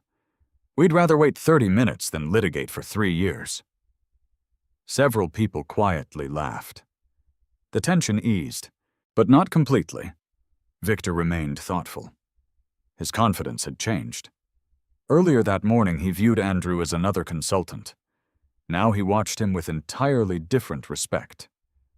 He asked quietly, "How many transactions have you managed?" Andrew considered the question. "I stopped counting after 70. Victor almost laughed. 70, Andrew nodded. "Approximately." "Average value?" "It varies." Charles answered for him. "The last 5 averaged over 400 million. Victor stared. He had spent years building a public reputation through high-profile developments. Meanwhile, the quiet man sitting beside him had quietly coordinated projects of similar scale without appearing in a single magazine. Back in the ballroom, guests continued talking among themselves. Speculation spread rapidly. Nobody knew the details, only that the signing had paused. Mila stood near one of the windows overlooking Commerce Street. She watched Andrew through the glass conference room. He wasn't speaking much. He listened, reviewed papers, answered only when necessary. Exactly the same way he had approached every disagreement during their marriage. She remembered criticizing him countless times. "You never fight." Now she understood. Andrew never wasted energy on arguments. He prepared facts. The facts did the fighting for him. Inside the conference room, Kevin returned, carrying corrected documents. Margaret carefully inspected every page. She compared them against Andrew's original copy. Finally, she nodded. "Everything matches." Charles looked toward Andrew. "One more review." Andrew opened the binder again. Page after page, every paragraph, every exhibit, every schedule. The room waited. No one rushed him. Not anymore. After nearly 12 minutes, Andrew closed the binder. He placed his fountain pen on top, then looked calmly toward Charles. "The documents are accurate." Charles smiled. "So now," he stood, "let's finish what we started." The executives rose together. Outside the conference room, the ballroom lights brightened once more as guests returned to their seats. The signing ceremony was ready to resume, but Victor now understood something he would never forget. The greatest threat to a $600 million transaction had not been market conditions. It had been one unnoticed sentence, and the only person who had seen it was the quiet man everyone had underestimated. When the executives returned to the ballroom, the atmosphere had changed. The earlier excitement had become quiet anticipation. Nobody knew exactly what had happened behind the closed conference room doors. Everyone understood only one thing. The signing had stopped because Andrew Jackson had found something no one else had seen. That alone was enough to reshape the room. People who had barely noticed him that morning now watched every step he took. Andrew walked beside Charles Whitmore without speaking. The corrected leather binders rested beneath his arm. Victor followed a few steps behind. The difference was subtle. Earlier they had walked as though Victor were leading the event. Now he naturally allowed Andrew and Charles to move first. No one announced the change. Everyone saw it. The master of ceremonies stepped back to the podium. "Ladies and gentlemen, thank you for your patience. The documentation review has been completed. We will now proceed with the execution of the Falcon Development District Agreement." Applause spread politely through the ballroom. This time it sounded different, more respectful, less ceremonial. Andrew took his seat. Margaret Ellis distributed the corrected documents. Before anyone signed, she addressed the audience. "As legal counsel, I want to recognize the importance of today's review. Our execution package contained an unauthorized amendment. It was identified before signing. It has been removed." She looked briefly toward Andrew. "The transaction proceeds with complete legal integrity." The statement lasted less than 30 seconds, yet it carried enormous weight. Business reporters immediately wrote down every word: unauthorized amendment, identified before signing, legal integrity. Victor glanced toward Andrew. "Thank you." Andrew simply nodded. "There was nothing personal." "I know," Victor answered honestly. "I appreciate that." Charles smiled faintly. "Good. Now let's make history." Andrew opened the binder once more. This time every page matched perfectly. He reviewed them again anyway, not because he doubted Margaret, because it was his responsibility. One by one, the signatures began. Andrew signed first: the legal transfer authorizations, the acquisition assignments, the management releases, the escrow certifications. Every signature activated another stage inside the transaction. Attorneys quietly carried completed sections to waiting staff positioned behind the stage. Electronic confirmations began appearing inside banking systems across Texas. County recording offices received encrypted notifications, escrow instructions activated, title transfers prepared automatically. The machinery of a $600 million acquisition moved because one quiet man continued signing page after page. Victor watched in silence. He had spent years believing major projects depended on bold decisions. Today he learned they depended on careful preparation. When Andrew finally reached the last page, he paused only long enough to confirm the exhibit number. Then he signed. Margaret collected the completed binder. She smiled. "Congratulations." Charles extended his hand toward Andrew. "It's done." Andrew shook it. "Now it is." The audience applauded. This time nearly everyone stood, not because someone instructed them, because they understood what they had witnessed. The applause continued for almost a minute. Andrew acknowledged it with the same small nod he had given before. Nothing about him changed. No triumphant expression, no raised fist, no dramatic speech. He remained exactly the same man who had parked an aging Ford Escape beneath the hotel an hour earlier. That quiet consistency impressed people even more. After the formal signing ended, guests gathered throughout the ballroom for conversations and interviews. Reporters immediately surrounded Victor. "Mr. Sterling, how significant is today's acquisition?" Victor answered professionally. "It represents years of work by many outstanding professionals." Another reporter asked, "We understand an unexpected legal issue delayed the signing." Victor nodded. It did. What happened? Victor could have minimized Andrew's role. He could have protected his own public image. Instead, he answered honestly. "Our acquisition consultant identified an unauthorized document revision. What could have happened if it had been missed?" Victor paused. "I'd rather not speculate. But I'm grateful it wasn't." One reporter asked, "Who found it?" Victor looked directly toward Andrew, who stood quietly speaking with a banker across the room. "Andrew Jackson." The cameras immediately turned. Andrew almost seemed surprised by the attention. A journalist approached him. "Mr. Jackson." Andrew looked up politely. "Yes. Can we ask a few questions?" "For a moment. What exactly is your role?" Andrew considered the wording. "I coordinate acquisitions." Another reporter smiled. "That's a very modest description." Andrew answered, "It's also accurate." Laughter spread softly among the reporters. "What made you notice the amendment?" Andrew answered truthfully. "I read the documents." Someone laughed again. "No, seriously." "I am serious. I compare every version." "That's all?" Another reporter asked, "How long have you been doing this?" 21 years. "Biggest transaction?" Andrew smiled faintly. "I don't usually rank clients." Even his refusal sounded professional. The reporters appreciated that. He refused to exaggerate. He refused to advertise himself. His credibility grew with every answer. Across the ballroom, Mila watched everything unfold. She had never seen Andrew become the center of attention, not because he couldn't, because he never sought it.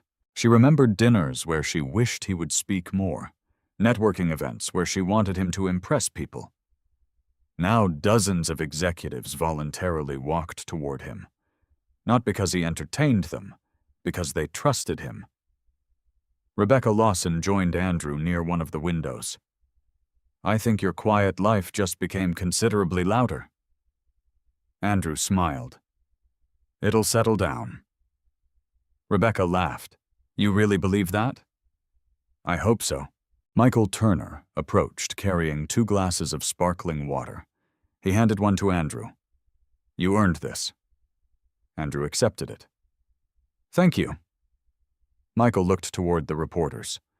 "They're already asking whether you're available for interviews next week." Andrew shook his head. "I've got another closing." Rebecca laughed again. "Of course you do." Charles walked over. "I just received confirmation." "The county recorded the first deed package." Andrew nodded. "Good." "The bank released." "The investors funded." Charles smiled broadly. "Then Falcon officially exists." For the first time that day, Andrew allowed himself a deeper breath. Not relief. Completion. The work that had occupied nearly 3 years of his life had finally reached the finish line. His phone vibrated. He glanced at the screen. A single message from his assistant. "Congratulations. Next client meeting confirmed for Monday." Andrew quietly smiled. Work never stopped. Victor approached slowly. There was no audience around them now. Only Charles standing several feet away. Victor extended his hand once more. "I don't think we've actually met properly." Andrew shook it. "No. My name is Victor Sterling." "I know. I'm Andrew Jackson." Victor smiled awkwardly. "I suppose introductions are overdue." Andrew nodded. They usually happen earlier. Victor laughed quietly. I made several assumptions. I noticed. I shouldn't have, Andrew answered honestly. Most people do. Victor looked directly at him. Can I ask you something? Go ahead.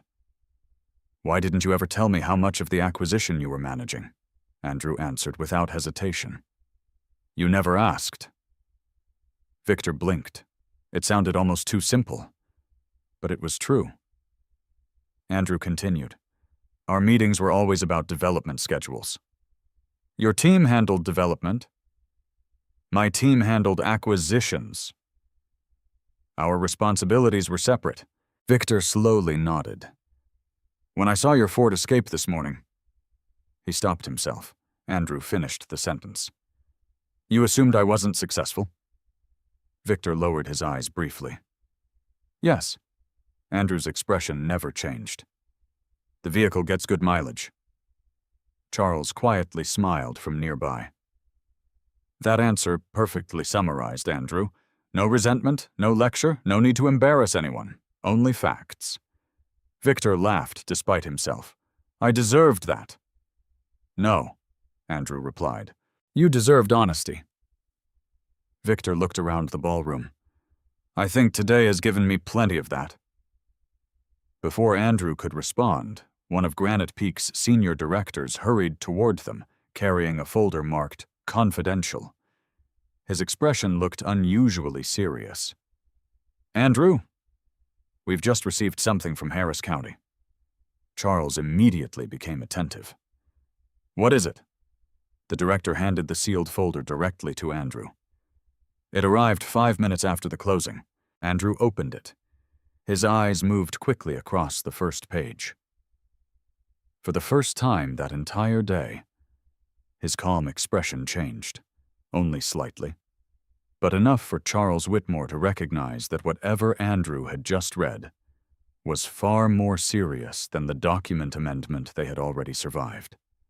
Charles Whitmore recognized the change in Andrew's expression immediately.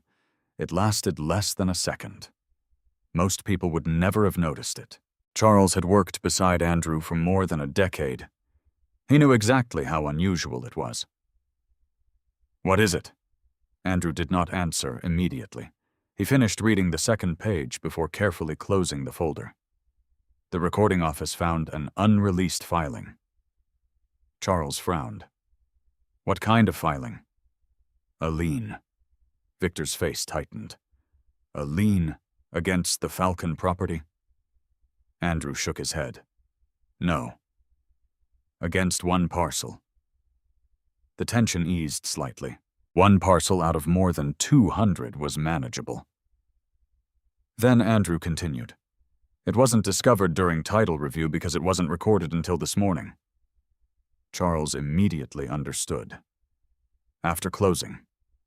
7 minutes after closing, Margaret Ellis stepped closer. How is that possible? Andrew handed her the notice. She scanned the first page. It isn't attached to Granite Peak. No, Andrew replied. It was filed against the former acquisition entity. Victor looked confused. I thought every entity was transferred. They were, Andrew answered. But recording offices don't operate simultaneously. The transfer sequence takes time. Margaret nodded slowly. He is correct. There is a recording window. Victor looked from one attorney to another. So someone filed a lien during that window. Margaret looked at the timestamp. 8 minutes after the assignment sequence began. Charles folded his arms. Coincidence, Andrew answered quietly. I don't believe in convenient timing. No accusation, just observation. The room became silent again. Margaret examined the filing. The claimant. She stopped reading. Charles noticed. Who? Margaret looked up. Sterling Urban Development. Victor stared at her. What? She handed him the notice. Victor read every line. His expression changed from confusion to disbelief. This can't be right. The filing claims reimbursement for consulting expenses. I never authorized this. Andrew watched him carefully. Victor's reaction appeared genuine, not defensive, simply shocked. Charles asked one question. "Who inside your company can authorize legal filings?" Victor answered immediately. "Only general counsel." Margaret looked toward him. "Where is your general counsel?" Victor turned. Across the ballroom, Daniel Pierce stood speaking with several investors near the buffet. Victor raised his hand. "Daniel." The attorney looked over. His smile disappeared the moment he noticed everyone's expressions. He walked toward them. "What's happened?" Victor handed him the filing. Daniel frowned while reading. "I've never seen this." Charles asked, "Could someone from your office submit it?" Daniel answered carefully. "My office can." "I didn't." Andrew quietly asked, "Who has filing authority?" Daniel hesitated. "3 senior associates. And they require approval." Victor interrupted. "They're supposed to." Daniel nodded. "Yes." Andrew noticed one detail. Daniel had said supposed to. Not always. Margaret looked toward Daniel. "We need your filing logs." "Immediately." Daniel took out his phone. Within minutes, he contacted his office. Several tense conversations followed. Everyone waited. Meanwhile, the celebration outside continued. Guests laughed, champagne glasses clinked, photographs were taken. Very few people realized another legal issue had quietly emerged behind the ballroom. Mila noticed. She watched through the glass conference doors. Again, Andrew remained calm. Again, everyone listened when he spoke. Again, facts guided the conversation. She suddenly remembered another forgotten evening, nearly 4 years earlier. Andrew had arrived home after midnight carrying several county record books. She had been irritated. "You actually brought work home?" He apologized. "I need to verify recording dates." She laughed. "Surely someone else can do that." Andrew answered quietly. "Not this part." At the time, she rolled her eyes. Now she finally understood why. Back inside the conference room, Daniel received an email. He opened the attachment. His forehead tightened. "I found the submission." Charles asked, "Authorized by whom?" Daniel looked uncomfortable. "It originated from our litigation department." Victor frowned. "Litigation? We don't even have litigation on Falcon." Daniel slowly nodded. "We weren't supposed to." Andrew remained silent. Margaret asked, "Who signed the instruction?" Daniel enlarged the document. His eyes widened. "There isn't a signature. Only an electronic approval code." Charles looked toward Andrew. Andrew quietly asked, "Can approval codes be duplicated?"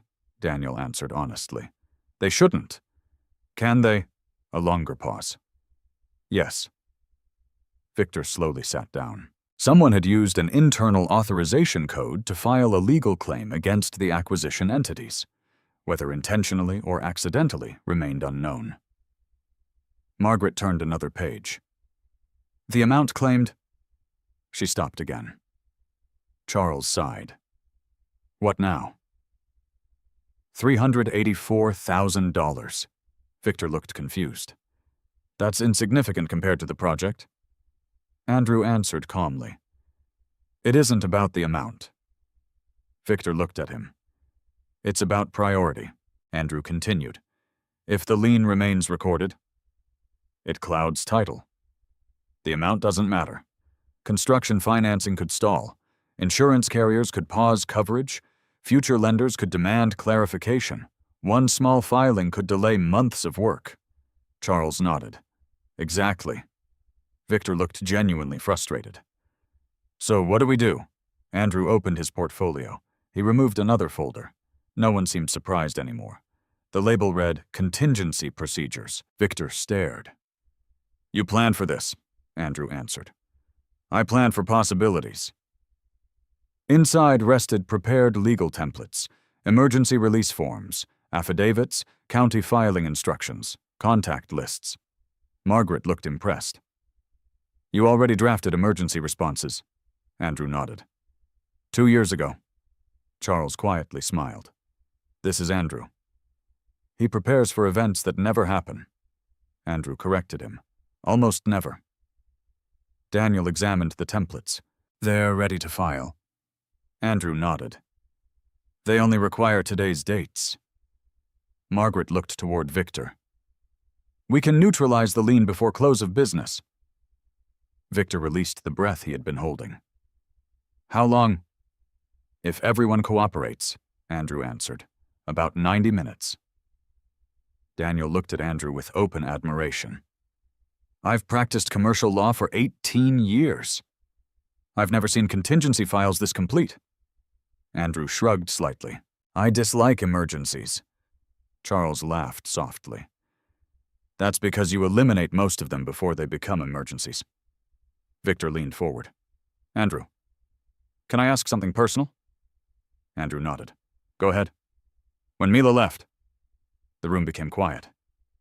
Victor hesitated. I didn't know. Andrew looked at him calmly. I know. I thought... Victor stopped. Andrew finished the sentence himself. You thought I wasn't ambitious. Victor lowered his eyes. Yes. Andrew smiled gently. A lot of people mistake quiet for ordinary. Nobody spoke, Andrew continued. I've never cared about appearing successful. I've always cared about finishing the work. Charles quietly nodded.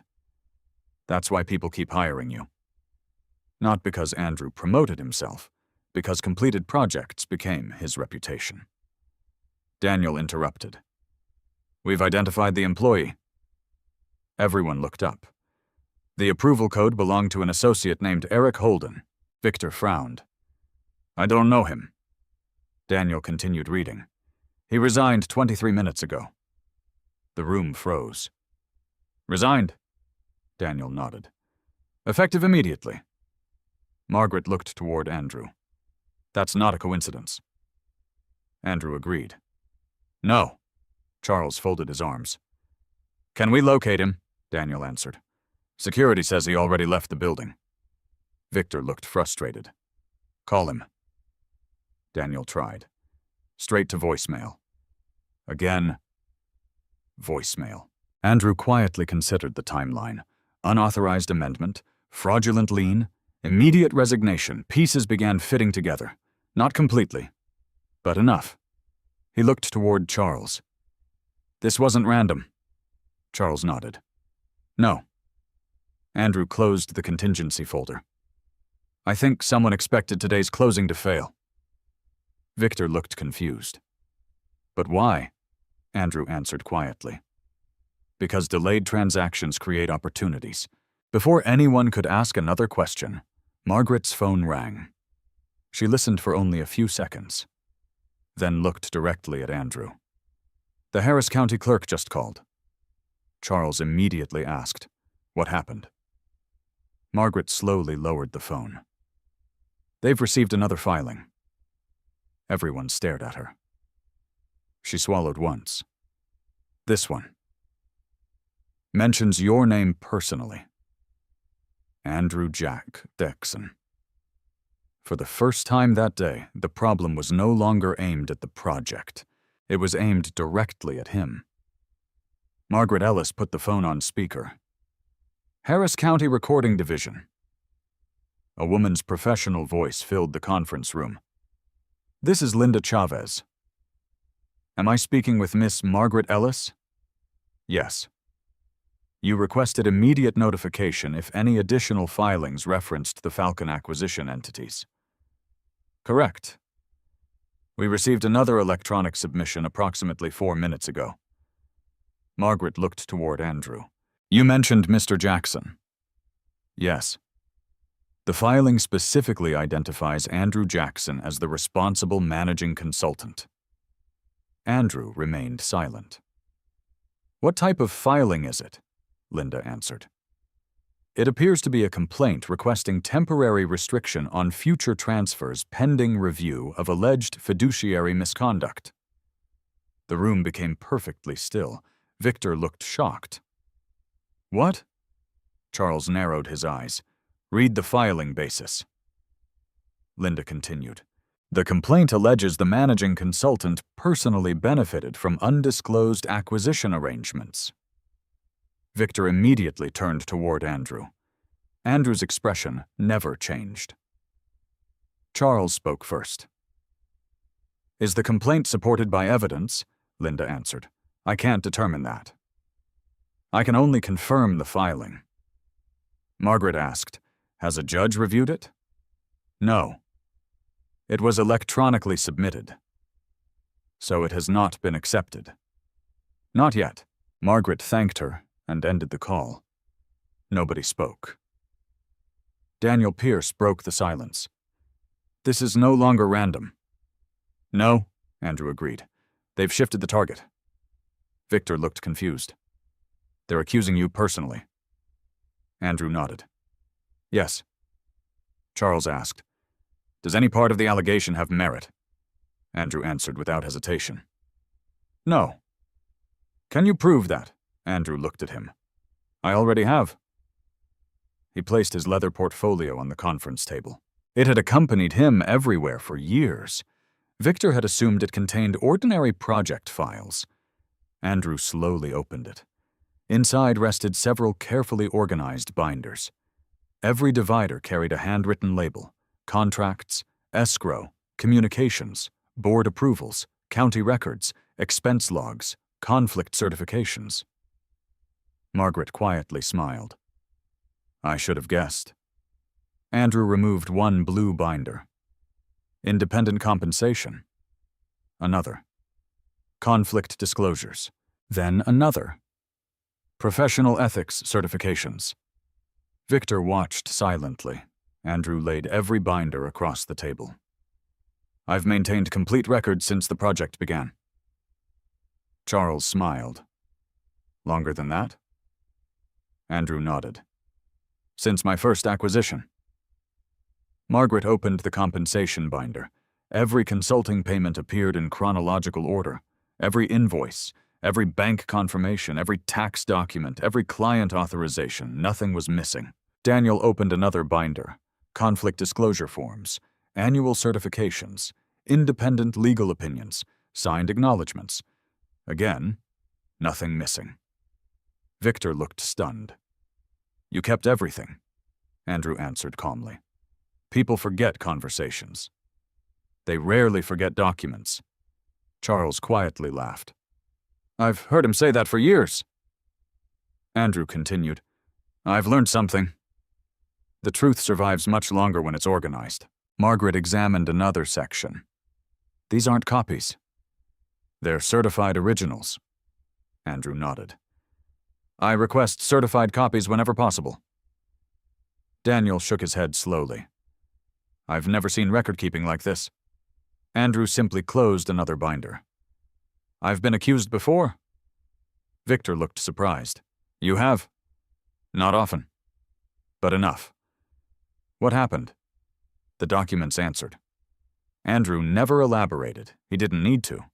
The evidence already sat on the table. Charles looked towards Margaret.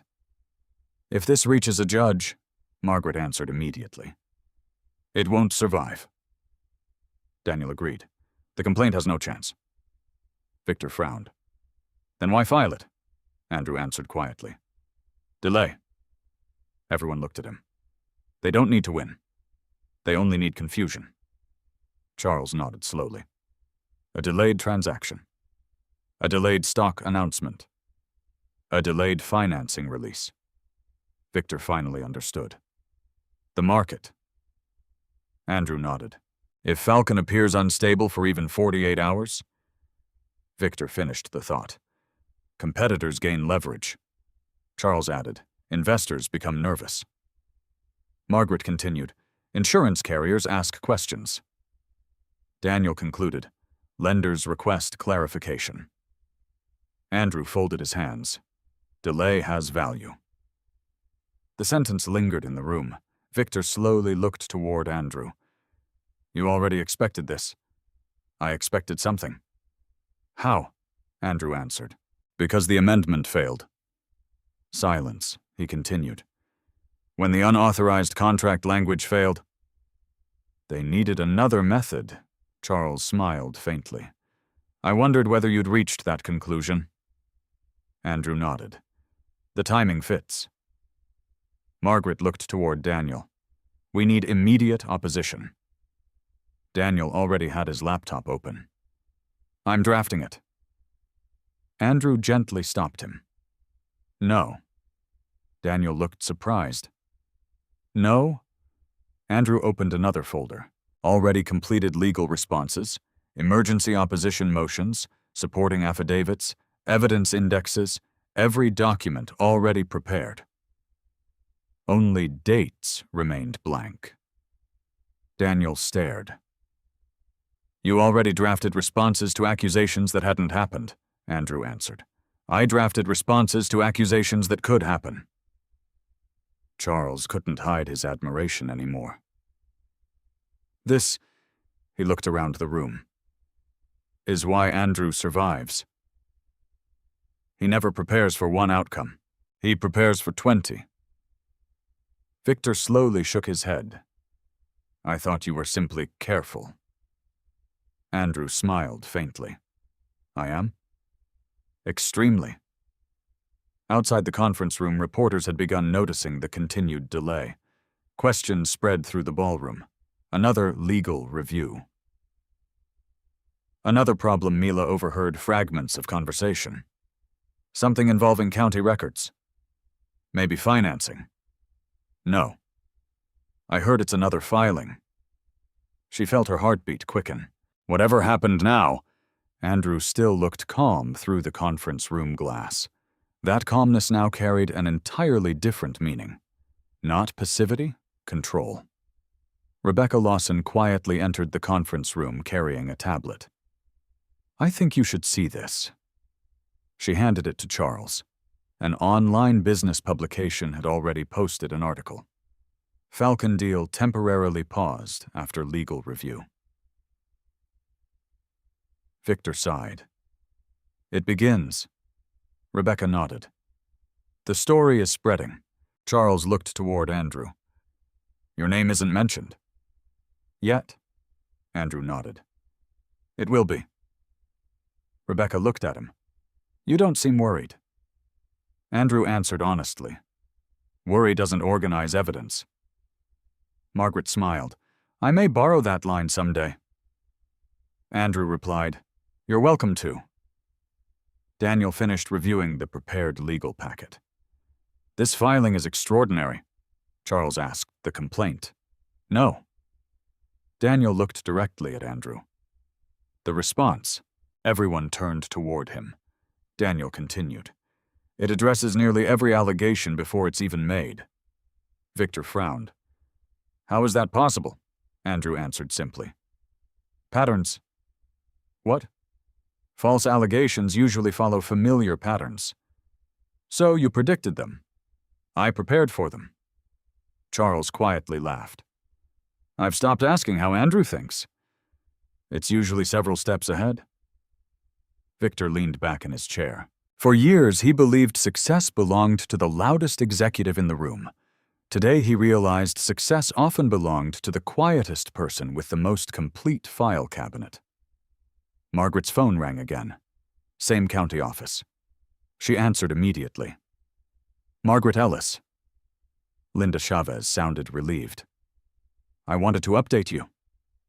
What happened? The electronic complaint has been rejected. Everyone looked up. Rejected. Yes. The submission lacked mandatory supporting affidavits. Daniel smiled. So it never reached judicial review. Correct. Margaret thanked her. The room relaxed for the first time in nearly an hour. Victor laughed softly. So that's it? Andrew slowly shook his head. No. Victor looked puzzled. No. They've failed twice. The amendment. The complaint. Charles immediately understood. They'll try again. Andrew nodded. Probably. Victor sighed. Who are these people? Andrew answered honestly. I don't know, but whoever planned this, They understood the transaction. Daniel looked thoughtful. Someone with inside knowledge. Margaret nodded. Almost certainly. Andrew quietly collected every binder and returned them to his portfolio. The same worn leather case, the same simple locks. Nothing about it suggested it contained enough documentation to dismantle million-dollar accusations in minutes. Charles looked toward him. "You always carry all of this," Andrew smiled. "Almost always." Victor laughed. "I'll never underestimate that bag again." Before anyone could respond, one of Granite Peak's technology directors hurried into the room carrying a laptop. He looked directly at Charles. "We traced the electronic filings." Charles stood immediately. "To where?" The director looked toward Andrew first, then toward Victor. Finally, he spoke. "They didn't come from outside." Every person in the room became silent. The director swallowed once. "The source was inside this hotel." The technology director closed the conference room door behind him. His breathing was steady, but his face revealed urgency. Charles Whitmore spoke first. "Explain." The director placed his laptop on the table. "Our cybersecurity team reviewed the metadata from both electronic submissions. The contract amendment. The complaint against Andrew." He enlarged a digital map of the hotel. "The network traffic originated here." Victor leaned closer. "You mean someone inside the hotel uploaded both documents?" "Yes." Daniel Pierce frowned. "Could it have been remote access?" The director shook his head. "No." "The device authenticated through the hotel's secured executive Wi-Fi." Margaret asked, "Can you narrow the location?" The director typed several commands. A floor plan appeared. "The signal triangulates to the executive business lounge." Victor looked surprised. "That's only 30 yards from this ballroom." Charles folded his arms. "Who had access?" "The executive guests." "The legal teams?" "Selected corporate staff." Andrew quietly studied the screen. His eyes moved across timestamps instead of locations. Charles noticed. "What are you looking at?" Andrew answered. "The intervals." Everyone looked at him. The amendment? The complaint? The resignation? "The timing isn't random." He pointed to the screen. The amendment appeared while everyone attended the opening reception. "The complaint was submitted while we were inside this conference room." Victor nodded slowly. "So," Andrew looked toward him. "Someone watched our reactions." Silence. "They adapted after every failure." Charles immediately understood. "They're still here." Andrew nodded. "Most likely." Margaret looked around the room instinctively. The realization unsettled everyone. The person attempting to sabotage a $600 million transaction might still be standing outside with the guests. The technology director continued. "We also identified the device." He enlarged another screen. "MacBook Pro." Daniel sighed. "Half this room owns one." The director nodded. "But we also captured one additional detail." He highlighted a network registration. The computer connected using a temporary guest credential. Victor frowned. "So we don't know whose computer?" "We know who requested the credential." Everyone waited. The director looked toward hotel management standing near the doorway. "The credential was issued under the name." He checked again. "Mila Jackson." Silence. Victor slowly turned toward Mila. She stood just outside the conference room entrance. Her face immediately lost color. "What?" "I never requested anything," the technology director answered calmly. "I'm only reading the registration." "It doesn't mean you used it." Mila stepped inside. "I've never even been inside the business lounge." Andrew watched her carefully. She looked frightened, not calculating. Charles asked, "When was the credential issued? The director checked. Yesterday afternoon. Mila shook her head. I wasn't even at the hotel yesterday. Victor looked confused. Can someone register under another person's name? The hotel operations manager answered. Unfortunately, yes. If someone provides basic identification information. Andrew finally spoke. Mila. She looked at him. Did you receive any unusual emails this week? She thought for several seconds. Actually, yes. What kind? A confirmation message from the hotel. I assumed it was spam. Did you open it? No. I deleted it. Andrew nodded slowly. Charles looked at him. You think someone used her identity? Andrew answered. It would explain the registration. Daniel agreed. And it shifts suspicion toward someone emotionally connected to the case. Victor looked uncomfortable. You mean? Andrew finished the thought. If investigators searched quickly, they'd see Mila's name. The room became quiet again. Margaret sighed. Whoever planned this anticipated how people would react. Andrew nodded. Appearances first. Facts later. Rebecca Lawson entered carrying several printed news articles. You should see this. Charles read the headline. Mystery surrounds Falcon closing another article. Legal questions emerge after major development deal. Andrew's name still wasn't public, but speculation had begun. Rebecca pointed toward the second article. Online comments are already spreading theories. Victor rubbed his forehead. This escalated fast. Andrew remained remarkably calm. That's normal. Victor looked surprised. Normal. For misinformation, it always travels faster. Charles quietly smiled, and documentation catches it later. Andrew nodded. Usually. Daniel suddenly looked toward the technology director. Can we access security cameras? The director answered. We already requested them. The hotel manager added, there are cameras covering every hallway leading to the executive lounge. Victor looked hopeful. Then we'll identify whoever entered. The manager hesitated. Not necessarily. Everyone looked at him. The hallway cameras are functioning. The lounge camera? He stopped. Charles narrowed his eyes.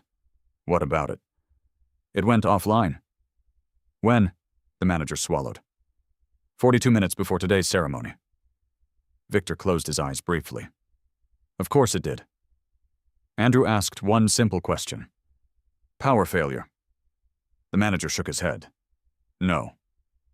The camera cable was disconnected. Daniel sighed. So this was planned. Andrew quietly considered everything. No emotion. Just sequence. Camera disabled.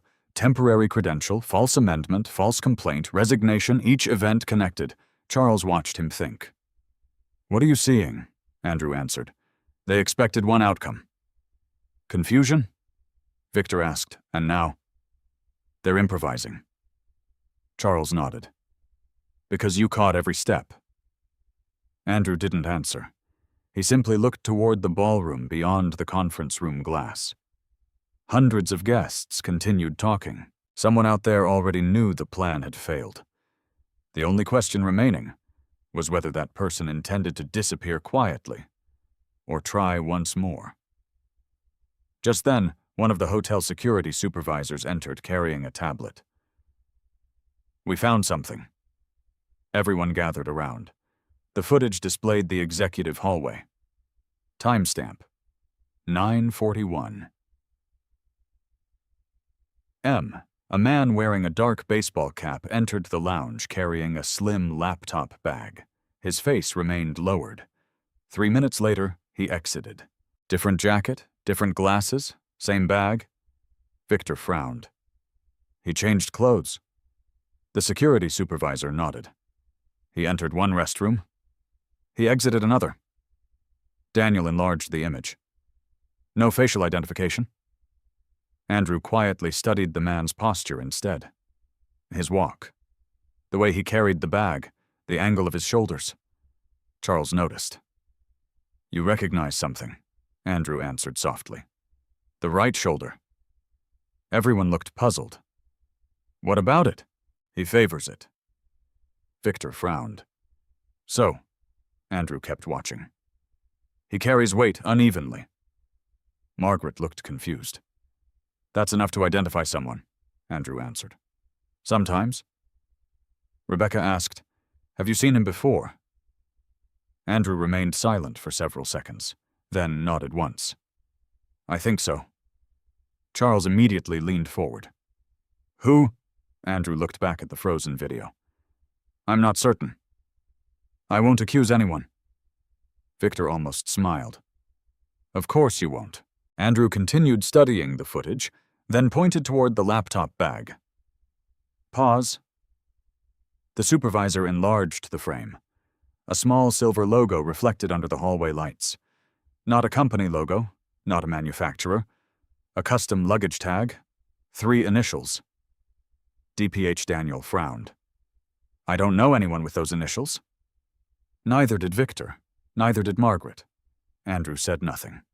Instead, he reached into his portfolio one final time. He removed a thin envelope that had remained unopened all day. Charles looked surprised. "You've been carrying that since this morning?" Andrew nodded. "Yes." "What is it?" Andrew looked at the initials on the screen, then at the envelope in his hand. "They match." Everyone stared. Charles asked quietly, "Andrew?" "Whose initials are those?" Andrew slowly opened the envelope. Inside rested a single business card. He turned it over. 3 embossed letters appeared in silver. DPH Andrew looked at Charles. "I met this man 18 months ago. He tried to buy the Falcon land before Granite Peak ever knew it existed." The room fell completely silent. Fan 14. Nobody spoke for several seconds. Andrew held the business card between 2 fingers. The silver initials reflected beneath the conference room lights. DPH Charles Whitmore looked at the card. "Who is he?" Andrew turned the card over. The name was embossed beneath the initials. Daniel Preston Hale, President, Hale Strategic Holdings. Victor frowned. "I've heard that name." Charles nodded. "So have I." Daniel Pierce searched his memory. "Private investment firm. Mostly distressed commercial properties." Andrew quietly placed the card beside the paused security image. The initials match. The luggage tag appears identical. Margaret looked carefully at both. It certainly could be. Victor asked, "When did you meet him?" Andrew leaned back slightly. 18 months ago. He contacted me after hearing rumors about undeveloped industrial land outside Houston. The Falcon property. Charles listened carefully. "What did he want?" "He wanted information." "What kind?" "Ownership." "Negotiations." "Pricing." Victor frowned.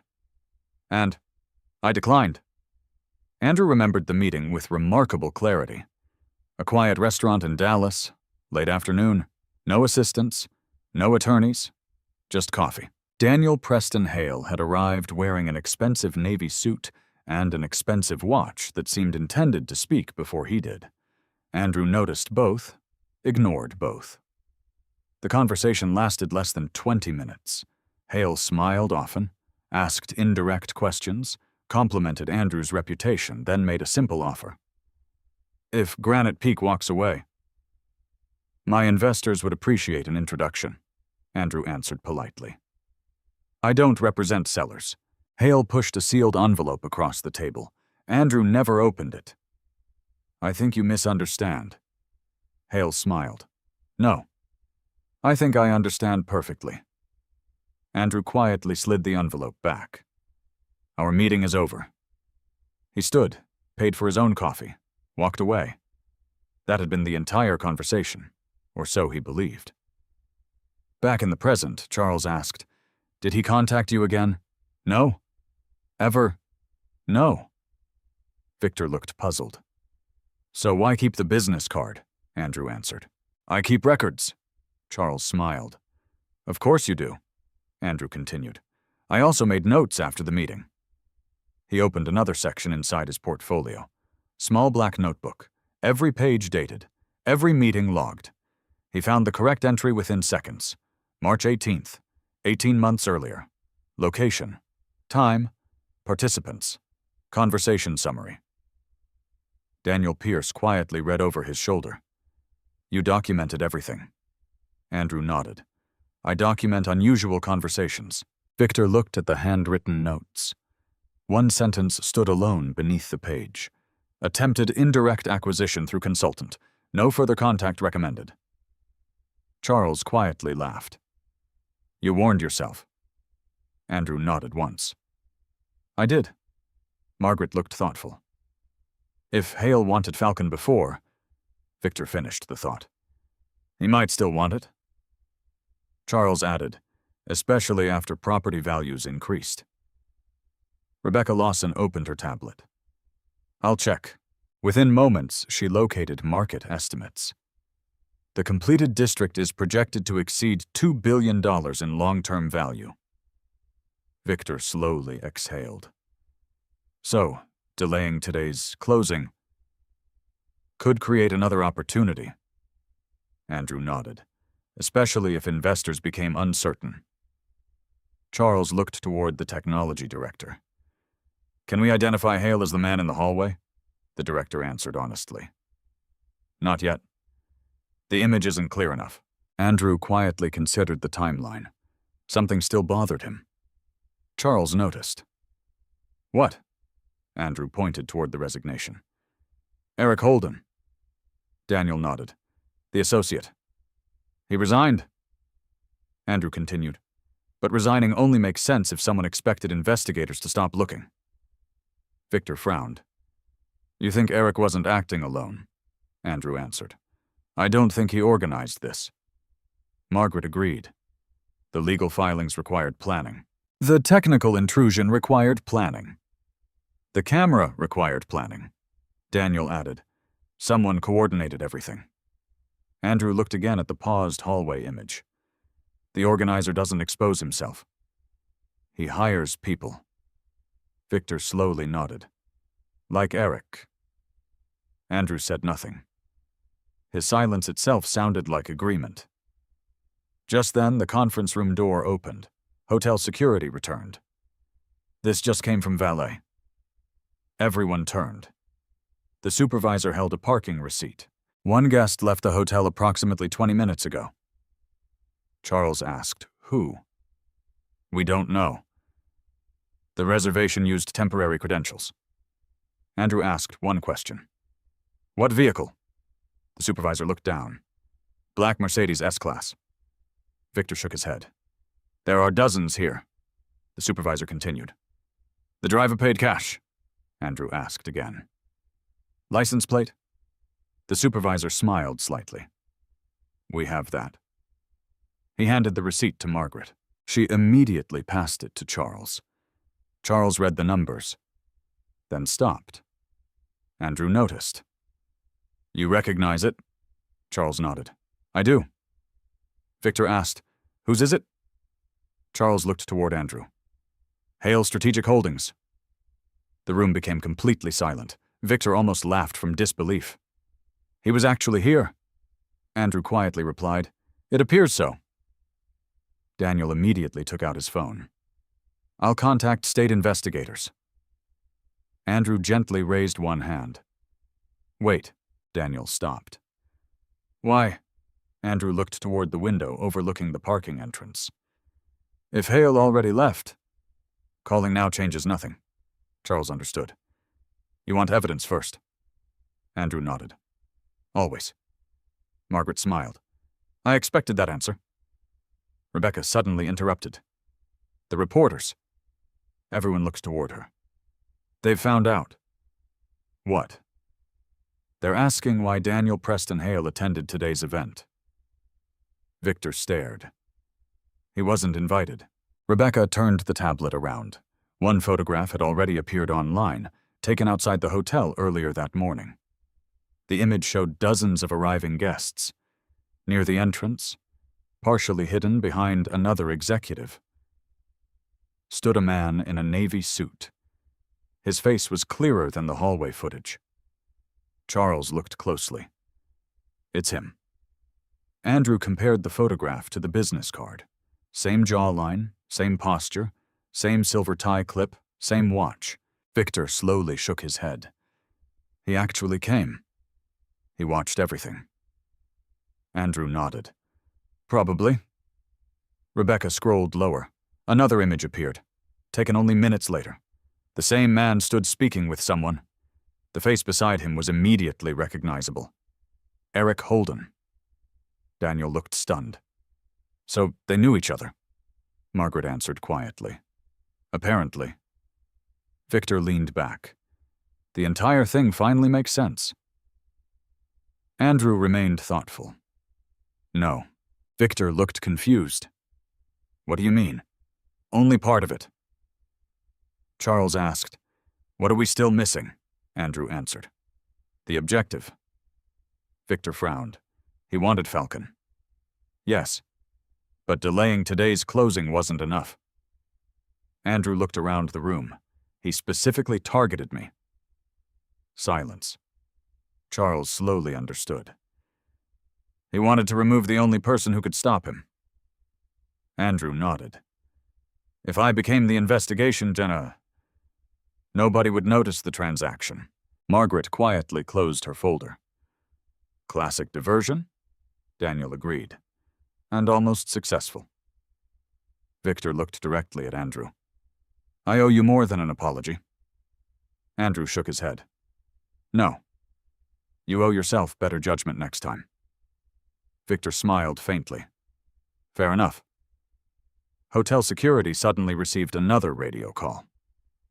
The supervisor listened carefully. His expression changed. What happened? Charles asked. The supervisor lowered the radio.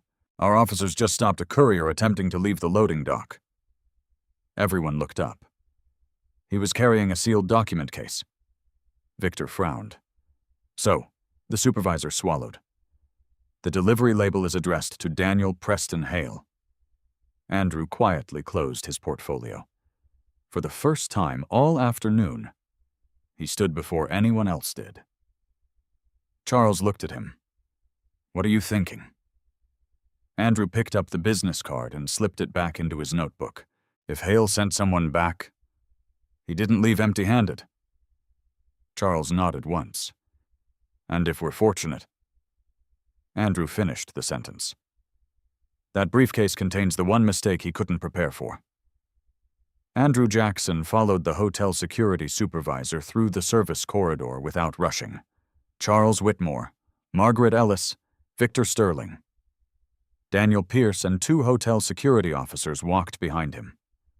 No one spoke.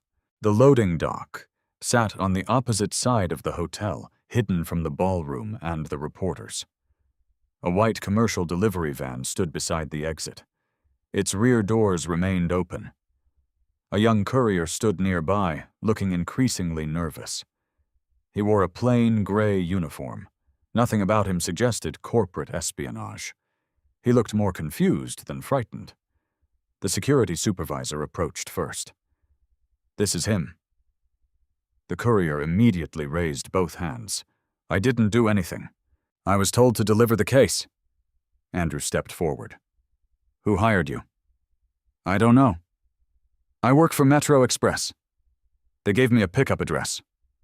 Where? A temporary office downtown. Victor asked, Who handed you the briefcase? A man in a navy suit. Andrew quietly exchanged a glance with Charles. No names were necessary. The courier continued. He told me to bring it here exactly 1 hour after the ceremony started. Margaret asked, Did he say why? No. He just said someone would understand. The security supervisor carefully placed the aluminum briefcase on a nearby inspection table. The courier stepped back. I never opened it. Andrew believed him. His breathing was steady. His answers came naturally. Charles asked, locked. The supervisor nodded. Combination. Andrew looked at the shipping label. Recipient Daniel Preston Hale. Not Granite Peak, not Falcon Development, not Andrew. Daniel Preston Hale. Victor frowned. Why send a package to himself? Andrew quietly answered. Because he never expected it to be intercepted. Margaret looked toward the security officers. Witnesses present? Both officers nodded. She documented the time, the location, every person standing nearby. Andrew watched carefully. Evidence always mattered most before opening anything. Daniel Pierce examined the exterior. No signs of tampering. Andrew pointed toward the handle. Wait. Everyone stopped. A tiny adhesive security strip crossed the latch, unbroken. Andrew smiled faintly. Good, Charles noticed. What? If Hale expected someone else to receive it, he'd want proof it remained unopened. Margaret nodded. Which means, whatever is inside wasn't intended for public eyes. Daniel photographed every angle. Only then did the security supervisor carefully cut the security strip. The combination lock remained. The courier spoke quietly. The code was written on the delivery envelope. He handed over the paperwork. 4 numbers. The supervisor entered them. Click. The locks released. Nobody reached inside immediately. Andrew simply looked. Neatly organized folders. A laptop. Several encrypted USB drives. 2 disposable cell phones. And 1 handwritten notebook. Charles quietly exhaled. This isn't correspondence. No, Andrew answered. It's an operating file. Daniel carefully removed the notebook using gloves. He opened the first page. Every conversation stopped. The handwriting listed names, companies, dates, payments, bribes, corporate targets, property acquisitions, political donations, consulting fees, fake legal filings, everything. Victor stared silently. Margaret slowly turned another page, then another. This, she looked at Andrew, isn't just Falcon.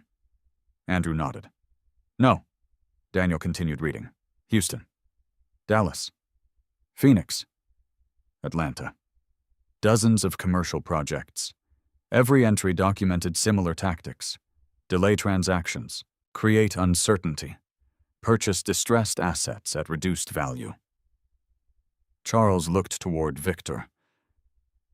Falcon wasn't unique. Victor slowly realized the truth. It was a business model. Andrew nodded once. Exactly. The notebook continued. Page after page. Every operation followed nearly the same pattern. Anonymous filings, fake litigation, inside contacts, media leaks, artificial delays, lower purchase prices, profits. Then Daniel suddenly stopped turning pages. He looked directly at Andrew. There's another list. What list? People who refused to cooperate. Andrew already knew. His own name appeared first. Beside it, someone had written, "Will not negotiate. Keeps complete documentation. Avoid direct contact." Victor quietly laughed in disbelief. They actually studied you. Andrew smiled gently. I suspected they had. Charles looked over Daniel's shoulder.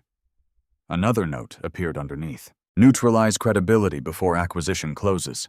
Silence settled across the loading dock. Mila had quietly arrived behind the group several minutes earlier. She read the sentence. Her eyes filled with tears.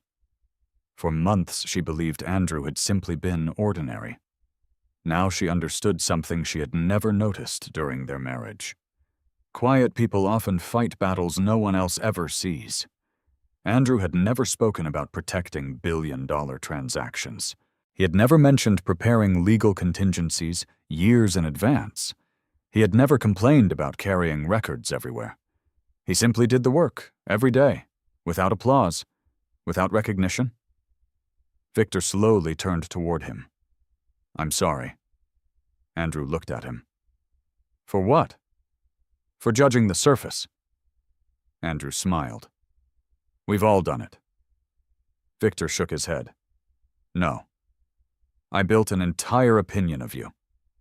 Your car. Your clothes. The way you spoke. I confused simplicity with lack of value, Andrew answered quietly. A lot of people do. There was no anger, only truth. Hotel security received another radio transmission. The supervisor listened, then smiled. We found him. Everyone looked up. Daniel Preston Hale. No. Eric Holden. He was attempting to board a flight to Belize. Daniel Pierce immediately contacted federal authorities. Within minutes, warrants began moving through the proper legal channels. No dramatic chase, no shouting, no confrontation, only documentation, evidence, procedure, exactly the way Andrew always believed justice should work. Charles looked at the notebook one final time. You realize this changes everything. Andrew nodded. It should. Margaret carefully closed the briefcase. We'll transfer every item through the chain of custody. Andrew approved. Good. No copies. No leaks. Let investigators work. Victor smiled. You really don't enjoy dramatic victories. Andrew looked toward the evening sky beyond the loading dock. They rarely last. The truth usually does. 3 weeks later, federal investigators announced multiple fraud indictments connected to commercial acquisition interference across several states. Daniel Preston Hale surrendered through his attorneys. Eric Holden accepted a plea agreement. Several additional participants faced charges based on documented evidence recovered from the intercepted briefcase. The Falcon Development District moved forward without another legal interruption. Construction cranes filled the skyline before autumn. Thousands of jobs followed. New businesses opened. Families moved into neighborhoods that previously existed only on architectural drawings. Andrew returned to exactly the life he preferred. He drove the same aging Ford Escape. He carried the same worn leather portfolio. He worked in the same modest office. His assistant joked that nothing about him had changed, except the number of clients waiting outside. She wasn't wrong. One quiet Monday morning, Andrew walked into a neighborhood coffee shop before work. He ordered the same black coffee. The cashier smiled. The usual, Andrew nodded. Please. As he waited, someone approached behind him. Mila. She looked different, not because of her clothes, because the certainty she once carried had disappeared. Andrew. He turned politely. Good morning. She hesitated. I've wanted to apologize. Andrew listened. I spent years believing success had to look expensive. I didn't understand you, Andrew answered gently. You understood the version you expected. I'm sorry. I know. She looked at him. Can you ever forgive me? Andrew thought quietly before answering. I forgave you a long time ago. She blinked. You did. Holding anger takes energy. I'd rather spend mine elsewhere. She lowered her eyes. I wish I'd known who you really were. Andrew smiled kindly. You did. I just wasn't trying to impress anyone. He picked up his coffee, wished her a good day, and walked outside. He never looked back. Not because he hated the past, because he no longer lived there. Across the street, the morning sun reflected from the glass tower where Falcon Development now operated. On the entrance directory, one line appeared beneath the company name. Senior Strategic Acquisition Consultant. Andrew Jackson. The title had never mattered much to him. Neither had the office, nor the recognition.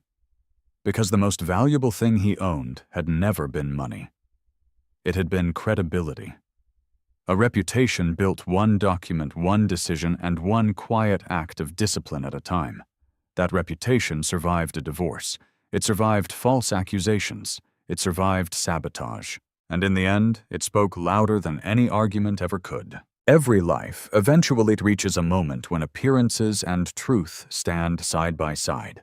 In Andrew's story, expensive cars, tailored suits, and public attention created an illusion of success, while quiet discipline, integrity, and preparation quietly built the foundation that truly mattered.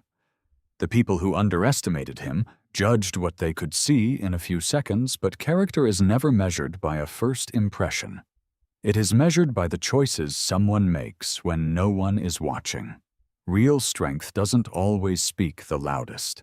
Sometimes it is the person who patiently prepares, carefully documents every step, keeps every promise, and allows facts to speak when emotions fail. In the end, revenge was never Andrew's victory. His victory was protecting his integrity, letting the truth emerge through evidence and walking away without bitterness. That kind of success cannot be taken away by betrayal, gossip, or temporary setbacks. Perhaps you've experienced something similar in your own life. Maybe someone overlooked your value because your success didn't fit their expectations. Maybe you've worked hard in silence while others received the attention. If so, remember, this recognition may come late, but credibility lasts far longer than applause. Stay patient, keep learning, keep preparing. One day your consistency will speak louder than anyone else's opinion ever could. If this story meant something to you, I'd love to hear your thoughts. Have you ever been underestimated only to prove your worth through your actions instead of your words? Share your experience in the comments. I read them all. And if you enjoy stories about resilience, justice, and quiet strength, don't forget to subscribe. Tomorrow's story might be the one that reminds you why giving up is never the right ending.